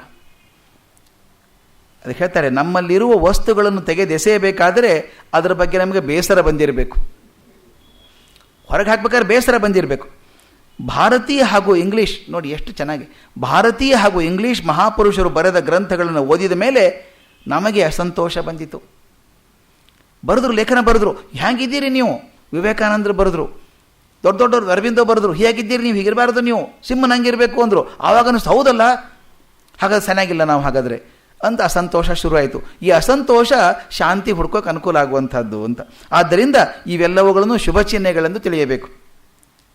ಆದರೆ ಹುಷಾರಾಗಿ ಇಲ್ಲದೆ ಹೋದರೆ ಇದು ಕೆಟ್ಟದ್ದೂ ಆಗಬಹುದು, ಅದು ಬರೀತಾರೆ. ಆದರೆ ಇವುಗಳ ಪರಿಣಾಮ ಕೆಟ್ಟದ್ದೂ ಆಗಬಹುದು, ಜವಾಬ್ದಾರಿ ಇಲ್ಲದೆ ಹೋದರೆ. ಒಳ್ಳೇದು ನಿಜ, ಶುಭ ಚಿಹ್ನೆ ಕರೆ. ಆದರೆ ಅದೇ ಶುಭ ಚಿಹ್ನೆ ಒಳ್ಳೇದು, ಅಸಂತೋಷವಾಗೇ ಇರೋಣ ಅಂದ್ರಲ್ಲ. ಅಸಂತೋಷವಾಗಿದ್ದಾಗ ಸಂತೋಷ ಕಡೆ ಮುಖ ಮಾಡಿದಾಗ ಒಳ್ಳೆಯದಾಗ್ತದೆ ಅಂತ. ಮುಂದೆ ಬರುವಂಥದ್ದು ಮುಖ್ಯ ಅಧ್ಯಾಯ, ನನಗೆ ಭಾಳ ಇಷ್ಟ ಆದಂಥ ಅಧ್ಯಾಯ ಇದು. ಸ್ವರಾಜ್ಯ ಅಂದರೇನು ಅಂತ ಆ ಪ್ರಶ್ನೆ ಕೇಳ್ತಾನೆ. ಕಾಂಗ್ರೆಸ್ ಏನು ಮಾಡ್ತು, ವಂಗಭಂಗ ಜಾಗೃತಿ ಆಯ್ತು ಎಲ್ಲ ಹೇಳಿದ್ರಪ್ಪ, ನನಗೆ ಅರ್ಥ ಆಯಿತು. ಇನ್ನು ಸ್ವರಾಜ್ಯದ ಬಗ್ಗೆ ನಿಮ್ಮ ಕಲ್ಪನೆ ಏನು ಹೇಳಿಬಿಡಿ. ಓದುಗ ಕೇಳಿದ್ದು, ನಿಮ್ಗೆ ಏನೇನು ಓದ್ಕೊಂಡಿದ್ದೀರಿ ಹೇಳಿಬಿಡಿ ನಮ್ಮ ಸ್ವರಾಜ್ಯದ ಬಗ್ಗೆ ಅಂತ. ಅದಕ್ಕೆ ಅವ್ರು ಮಾತು ಹೇಳ್ತಾರೆ. ಇದು ಎಷ್ಟೋ ಜನಕ್ಕೆ ತಪ್ಪು ಕಲ್ಪನೆ ಇದ್ದದ್ದು. ಸ್ವರಾಜ್ಯ ಅಂದರೇನು ಯಾರೂ ನಿಶ್ಚಯ ಮಾಡಿಲ್ಲ. ಸಂಪಾದಕ ಅಂದರೆ ಗಾಂಧಿ ಹೇಳುವಂಥದ್ದು. ಇಂಗ್ಲೀಷರನ್ನು ಹಿಂದೂಸ್ತಾನದಿಂದ ಓಡಿಸುವ ಮಾತು ಎಲ್ಲರ ಬಾಯಲ್ಲೂ ಬರುತ್ತಿದೆ. ಸೊ ಅದು ಸ್ವರಾಜ್ಯ ಅಂದ್ರೇನು? ಬ್ರಿಟಿಷರನ್ನು ಓಡಿಸ್ಬೇಕು ಹೊರಗಡೆ ಅಂತ ಅಲ್ವಾ? ಬ್ರಿಟಿಷರನ್ನು ಓಡಿಸಿ ಸ್ವರಾಜ್ಯ ಬಂತು ಅಂತ ಎಲ್ಲರೂ ಹೇಳ್ತಿದ್ದಾರೆ. ಅದಕ್ಕೆ ಹೇಳ್ತಾ ನಿನ್ನೆ ಕೇಳ್ತೀನಪ್ಪ, ನೀನು ಭಾಳ ಕ್ರಾಂತಿಕಾರಿ ಮನುಷ್ಯ ಇದೆಯಲ್ಲ, ನಿನ್ನೆ ಕೇಳ್ತೀನಿ, ಸ್ವರಾಜ್ಯ ಅಂದರೆ ಏನು ನಿನ್ನ ಪ್ರಕಾರ? ಅಕಸ್ಮಾತ್ ಬ್ರಿಟಿಷರು ನೀನು ಕೇಳಿದ್ದನ್ನೆಲ್ಲ ಕೊಟ್ಟುಬಿಟ್ರೆ, ನೀನೇನು ಕೇಳ್ತೀಯಲ್ಲ ಕೊಟ್ಬಿಟ್ರೆ ಅವ್ರು ಓಡಿಸೋದು ಅವಶ್ಯ ಇದೆಯಾ? ಯಾಕೆ ಓಡಿಸ್ಬೇಕಂತೀರಿ? ಅವ್ರು ಕೊಡ್ತಾ ಇಲ್ಲ ಅಂತಾನೆ. ಅಕಸ್ಮಾತ್ ಅವ್ರು ಕೊಡೋದಾದ್ರೆ ಬ್ರಿಟಿಷರನ್ನ ಯಾಕೆ ಓಡಿಸ್ತೀರಿ ನೀವು? ಉಗ್ರವಾದಿ ಹೇಳ್ತಾನೆ, ಹಾಗಲ್ಲ, ಒಂದೇ ಮಾತು ಹೇಳ್ತೀನಿ ನಾನು ಬ್ರಿಟಿಷರಿಗೆ, ನಮ್ಮ ದೇಶ ಬಿಟ್ಟು ಹೊರಡಿ, ನೀವು ಒಂದು ಕ್ಷಣ ಕೂಡ ಇರಬೇಡ್ರಿ ಅಂತ ಹೇಳ್ತೀನಿ. ಅವ್ರು ಫಸ್ಟ್ ಹೋಗ್ಬೇಕು. ಅವಾಗ ಕೇಳ್ತಾರೆ ಮುಂದಿವರು, ಸರಿ ಇಂಗ್ಲೀಷರು ಹೊರಟು ಹೋದ್ರು ಅಂತ ತಿಳ್ಕೊಳ್ಳೋಣ, ಆಮೇಲೆ ಏನು ಮಾಡ್ತೀರಿ? ಅವನು ಹೇಳ್ತಾನೆ, ಅದಕ್ಕೆ ಉತ್ತರ ಹೀಗೆ ಹೇಗೆ ಕೊಡಲಿ ನಾನು? ಯಾವ ರೀತಿಯಲ್ಲಿ ಭಾರತ ಬಿಟ್ಟು ಹೋಗ್ತಾರೋ ನೋಡ್ಬೇಕು ನಾನು ಮೊದಲು. ಎಲ್ಲ ಹೊಲಸು ಮಾಡಿ ಹೋಗ್ಬಿಟ್ರೆ, ಜಗಳ ತಂತು ಮಾಡ್ಕೊಂಡು ಹೋಗ್ಬಿಟ್ರೆ ನಮ್ಗೆ ಕಷ್ಟ ಆಗ್ತದೆ. ಸುಸೂತ್ರವಾಗಿ ಹೀಗೆ ಬಿಟ್ಟು ಹೋಗ್ಬಿಟ್ರೆ ಎಷ್ಟು ಚೆನ್ನಾಗಿರುತ್ತಲ್ಲ. ಅವರು ಎಲ್ಲ ಕೀಲಿ ಕೈ ಕೊಟ್ಟು ಈ ಅಫಿಷಿಯಲ್ ಹ್ಯಾಂಡಿಂಗ್ ಓವರ್ ಥರ ಮಾಡಿ ಹೋಗ್ಬಿಟ್ರೆ ಎಷ್ಟು ಚೆನ್ನಾಗಿರುತ್ತೆ ನೋಡಿ, ಬರೀತಾರೆ ಅವರು. ಎಲ್ಲವನ್ನು ಹಾಗೆ ಕೊಟ್ಟು ಹೋಗ್ಬಿಟ್ರೆ ಅವರ ಶಾಸನ ಪದ್ಧತಿಯನ್ನು ಇಟ್ಟುಕೊಂಡು ರಾಜ್ಯಭಾರ ನಡೆಸೇವು ನಾವು. ಈ ತರುಣ ಹೇಳುವಂಥದ್ದು. ಅವ್ರು ಹಾಗೆ ಬಿಟ್ಟು ಹೋದರೆ ಅವ್ರು ಶಾಸನ ಮಾಡಿ ಇಟ್ಟಿದ್ದಾರಲ್ಲ, ಅದನ್ನೇ ಮುಂದುವರ್ಸ್ಕೊಂಡು ಹೋಗ್ತೀವಿ. ಅದು ಅಲ್ಲದೆ ನೋಡಿ, ಸರ್ವಸನ್ನದ್ಧವಾದ ಸೇನೆ ಇದೆ, ಎಲ್ಲ ಇದೆ, ನಮಗೆ ವ್ಯವಸ್ಥೆ ಇದೆ, ರಾಜ್ಯಭಾರದ ಯಾವುದೂ ತೊಂದರೆ ಇರೋದಿಲ್ಲ. ಬೇಕು ಹೇಳ್ತಾರೆ. ಹಾಗನ್ನಿಸ್ಬೇಕಾ? ಓಕೆ, ಈಗ ಚರ್ಚೆ ಬೇಡ. ಯಾಕೆ ಇಂಗ್ಲೀಷರನ್ನು ಓಡಿಸ್ಬೇಕಂತೀರಿ ಹಾಗಾದರೆ? ಅದು ಉತ್ತರ ಎಷ್ಟು ಚೆನ್ನಾಗಿದೆ ನೋಡಿ. ಆ ಹುಡುಗ ಹೇಳೋದು, ಅವರ ಆಡಳಿತದಿಂದ ನಮ್ಮ ದೇಶ ಕಂಗಾಲಾಗಿ ಹೋಗಿದೆ. ವರ್ಷವೂ ಧನ ಹೊತ್ಕೊಂಡು ಹೋಗ್ತಾ ಇದ್ದಾರೆ ತಮ್ಮ ದೇಶಕ್ಕೆ.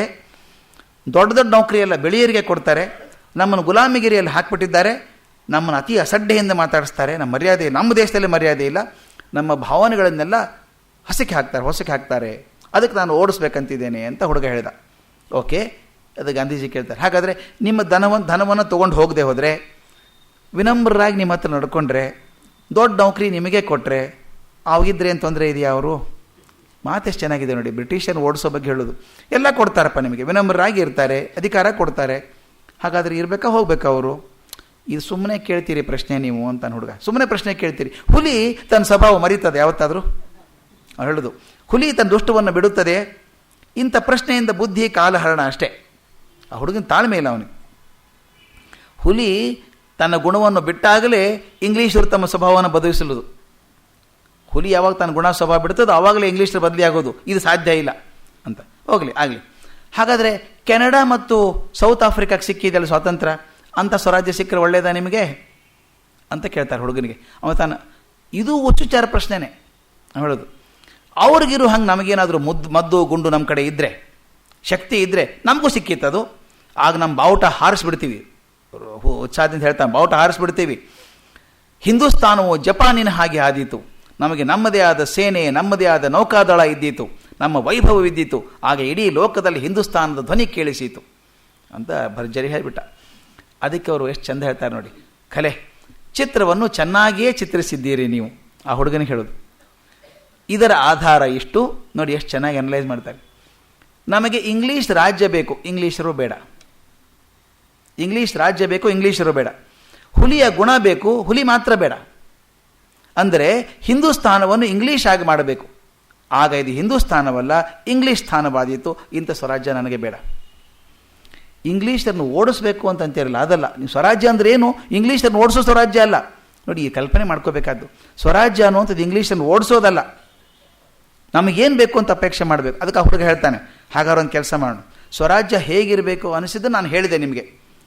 ನಾವು ಪಡೆದಿರುವ ಶಿಕ್ಷಣ ಉಪಯೋಗಕರವಾಗಿದ್ದರೆ, ಬ್ರಿಟಿಷರು ಕೊಟ್ಟಿದ್ದ ಶಿಕ್ಷಣ ಕೊಟ್ಟಿದ್ದಾರಲ್ಲ, ಅದು ಪ್ರಯೋಜನ ಅನ್ನೋಂಗಿದ್ರೆ, ಸ್ಪೆನ್ಸರ್, ಮಿಲ್ ಮೊದಲಾದ ಗ್ರಂಥಗಳಿಗೆ ಮಹತ್ವ ಇದೆ ಅನ್ನೋದಾದರೆ, ಇಂಗ್ಲೀಷ್ ಪಾರ್ಲಿಮೆಂಟ್ ಎಲ್ಲ ಪಾರ್ಲಿಮೆಂಟ್ಗಳ ತಾಯಿ ಕರಿತಿದ್ರು ಅವಾಗ. English parliament is the mother of all parliaments ಅಂತ. ಹಾಗೇನಾದರೂ ಇದ್ದರೆ ಇಂಗ್ಲೀಷನ್ನು ಅನುಕರಿಸಲೇಬೇಕು ಅನಿಸುತ್ತೆ. ಒಳ್ಳೆ ಹಾಕಿಕೊಟ್ಟಿದ್ದಾರಪ್ಪ, ಒಳ್ಳೆ ಹಾಕಿದ್ದೀನಿ, ಯಾಕೆ ಮರಿಬೇಕು ನಾನು? ನಮ್ಮ ದೇಶದಲ್ಲಿ ಪರರಿಗೆ ಹೇಗೂ ಕಾಲೂಡೋಕೆ ಅವ್ರು ಬಿಡೋದಿಲ್ವೋ, ತಮ್ಮ ದೇಶದಲ್ಲಿ ಹಾಗೆ ನಾವು ಅವ್ರನ್ನ ಕಾಲೂರಕ್ಕೆ ಬಿಡಬಾರ್ದು. ಅವ್ರದ್ದೆಲ್ಲ ಬೇಕು, ಅವ್ರಿಗೆ ಇರೋದು ಬೇಡ ಇಲ್ಲಿ ಅಂತ. ಅದಕ್ಕೆ ಹೇಳ್ತಾರೆ, ನೀವು ಯಾವುದನ್ನು ಸ್ವರಾಜ್ಯ ಅನ್ನುತ್ತೀರೋ ಅದು ಸ್ವರಾಜ್ಯ ಅಲ್ಲ ಎಂದು ನಾನು ನಿಮಗೆ ತೋರಿಸುತ್ತೇನೆ ಅಂತ ಹೇಳ್ತಾರೆ. ಇಂಗ್ಲೆಂಡಿನ ಸ್ಥಿತಿ 5ನೇ ಅಧ್ಯಾಯ. ಇಂಗ್ಲೆಂಡಿನ ಸ್ಥಿತಿ ಹೇಗಿದೆ ಹಾಗಾದರೆ? ಈಗ ನೀವು ಇಷ್ಟೆಲ್ಲ ಹೇಳ್ತಿರಲ್ಲ, ಪಾರ್ಲಿಮೆಂಟ್ ಚೆನ್ನಾಗಿದೆ ಅಂತ ಹೇಳಿದಲ್ಲ ಹುಡುಗ, ಇಂಗ್ಲೆಂಡ್ ಸ್ಥಿತಿ ಹೇಗಿದೆ? ಅದು ಚೆನ್ನಾಗಿದೆ ಅಲ್ವಾ ಹಾಗಾದರೆ? ಅದಕ್ಕೆ ಹೇಳ್ತಾರೆ, ಇಂಗ್ಲೆಂಡಿನ ಸದ್ಯದ ಪರಿಸ್ಥಿತಿ ಬಹುಶಃ ಇಷ್ಟು ಕೆಟ್ಟ ಮಾತನ್ನು ಇಂಗ್ಲೆಂಡ್ ಪಾರ್ಲಿಮೆಂಟ್ ಬಗ್ಗೆ ಯಾರೂ ಬರೆದಿರಲಿಕ್ಕಿಲ್ಲ ಅನಿಸುತ್ತೆ. ಇಂಗ್ಲೆಂಡ್ ಪಾರ್ಲಿಮೆಂಟನ್ನು ಸಾಕಷ್ಟು ಜನ ವಿಮರ್ಶೆ ಮಾಡಿದ್ದಾರೆ, ಚೆನ್ನಾಗಿ ಬೈದು ಇದ್ದಾರೆ, ಆದರೆ ಇಂಥ ಭಾಷೆ ಯಾರೂ ಉಪಯೋಗಿಸಿರ್ಲಿಕ್ಕಿಲ್ಲ. ಅವ್ರು ಹೇಳ್ತಾರೆ, ಇಂಗ್ಲೆಂಡಿನ ಸದ್ಯದ ಪರಿಸ್ಥಿತಿ ದಯನೀಯವಾಗಿ ಹೋಗಿದೆ. ದೇವರ ದಯದಿಂದ ಹಿಂದೂಸ್ತಾನಕ್ಕೆ ಇಂಥ ಪರಿಸ್ಥಿತಿ ಎಂದೂ ಬಾರದಿರಲಿ. ನೋಡಿ, ತಮಾಷೆ ಅಂದರೆ, ನಾವು ದಾಸ್ಯದಲ್ಲಿದ್ದವರು, ಅವರು ನಮ್ಮನ್ನು ಆಳ್ತಿರುವಂಥವ್ರು. ಇವ್ರು ಹೇಳೋದು, ಅಂಥ ಪರಿಸ್ಥಿತಿ ನಮ್ಮ ದೇಶಕ್ಕೆ ಎಂದೂ ಬರೋದು ಬೇಡ ಅಂತ. ಪಾರ್ಲಿಮೆಂಟಿನ ಜನನಿ ಎಂದು ನೀವು ಕರೆದಿರಲ್ಲ, ಅದು ಕೇವಲ ಬಂಜೆ ಮತ್ತು ವೇಶ್ಯೆ. ಈ ಮಾತನ್ನು ಬ್ರಿಟಿಷ್ ಪಾರ್ಲಿಮೆಂಟಿಗೆ ಯಾರೂ ಹೇಳಿರಲಿಕ್ಕಿಲ್ಲ. ನೀವು ಪಾರ್ಲಿಮೆಂಟ್ ದೊಡ್ಡದು ಅಂತಿರಲ್ಲ, ಇಂಗ್ಲೀಷ್ ಪಾರ್ಲಿಮೆಂಟು, ಆ ಪಾರ್ಲಿಮೆಂಟಿನ ಜನನಿ ಎಂದು ನೀವು ಕರೆದುದು ಅದು ಕೇವಲ ಬಂಜೆ ಮತ್ತು ವೇಶ್ಯೆ. ಇವೆರಡೂ ಪದಗಳು ಬಹಳ ಕಠೋರ, ಆದರೆ ಎರಡೂ ಸರಿಯಾಗಿ ಹೊಂದುತ್ತವೆ. Shocking the reader.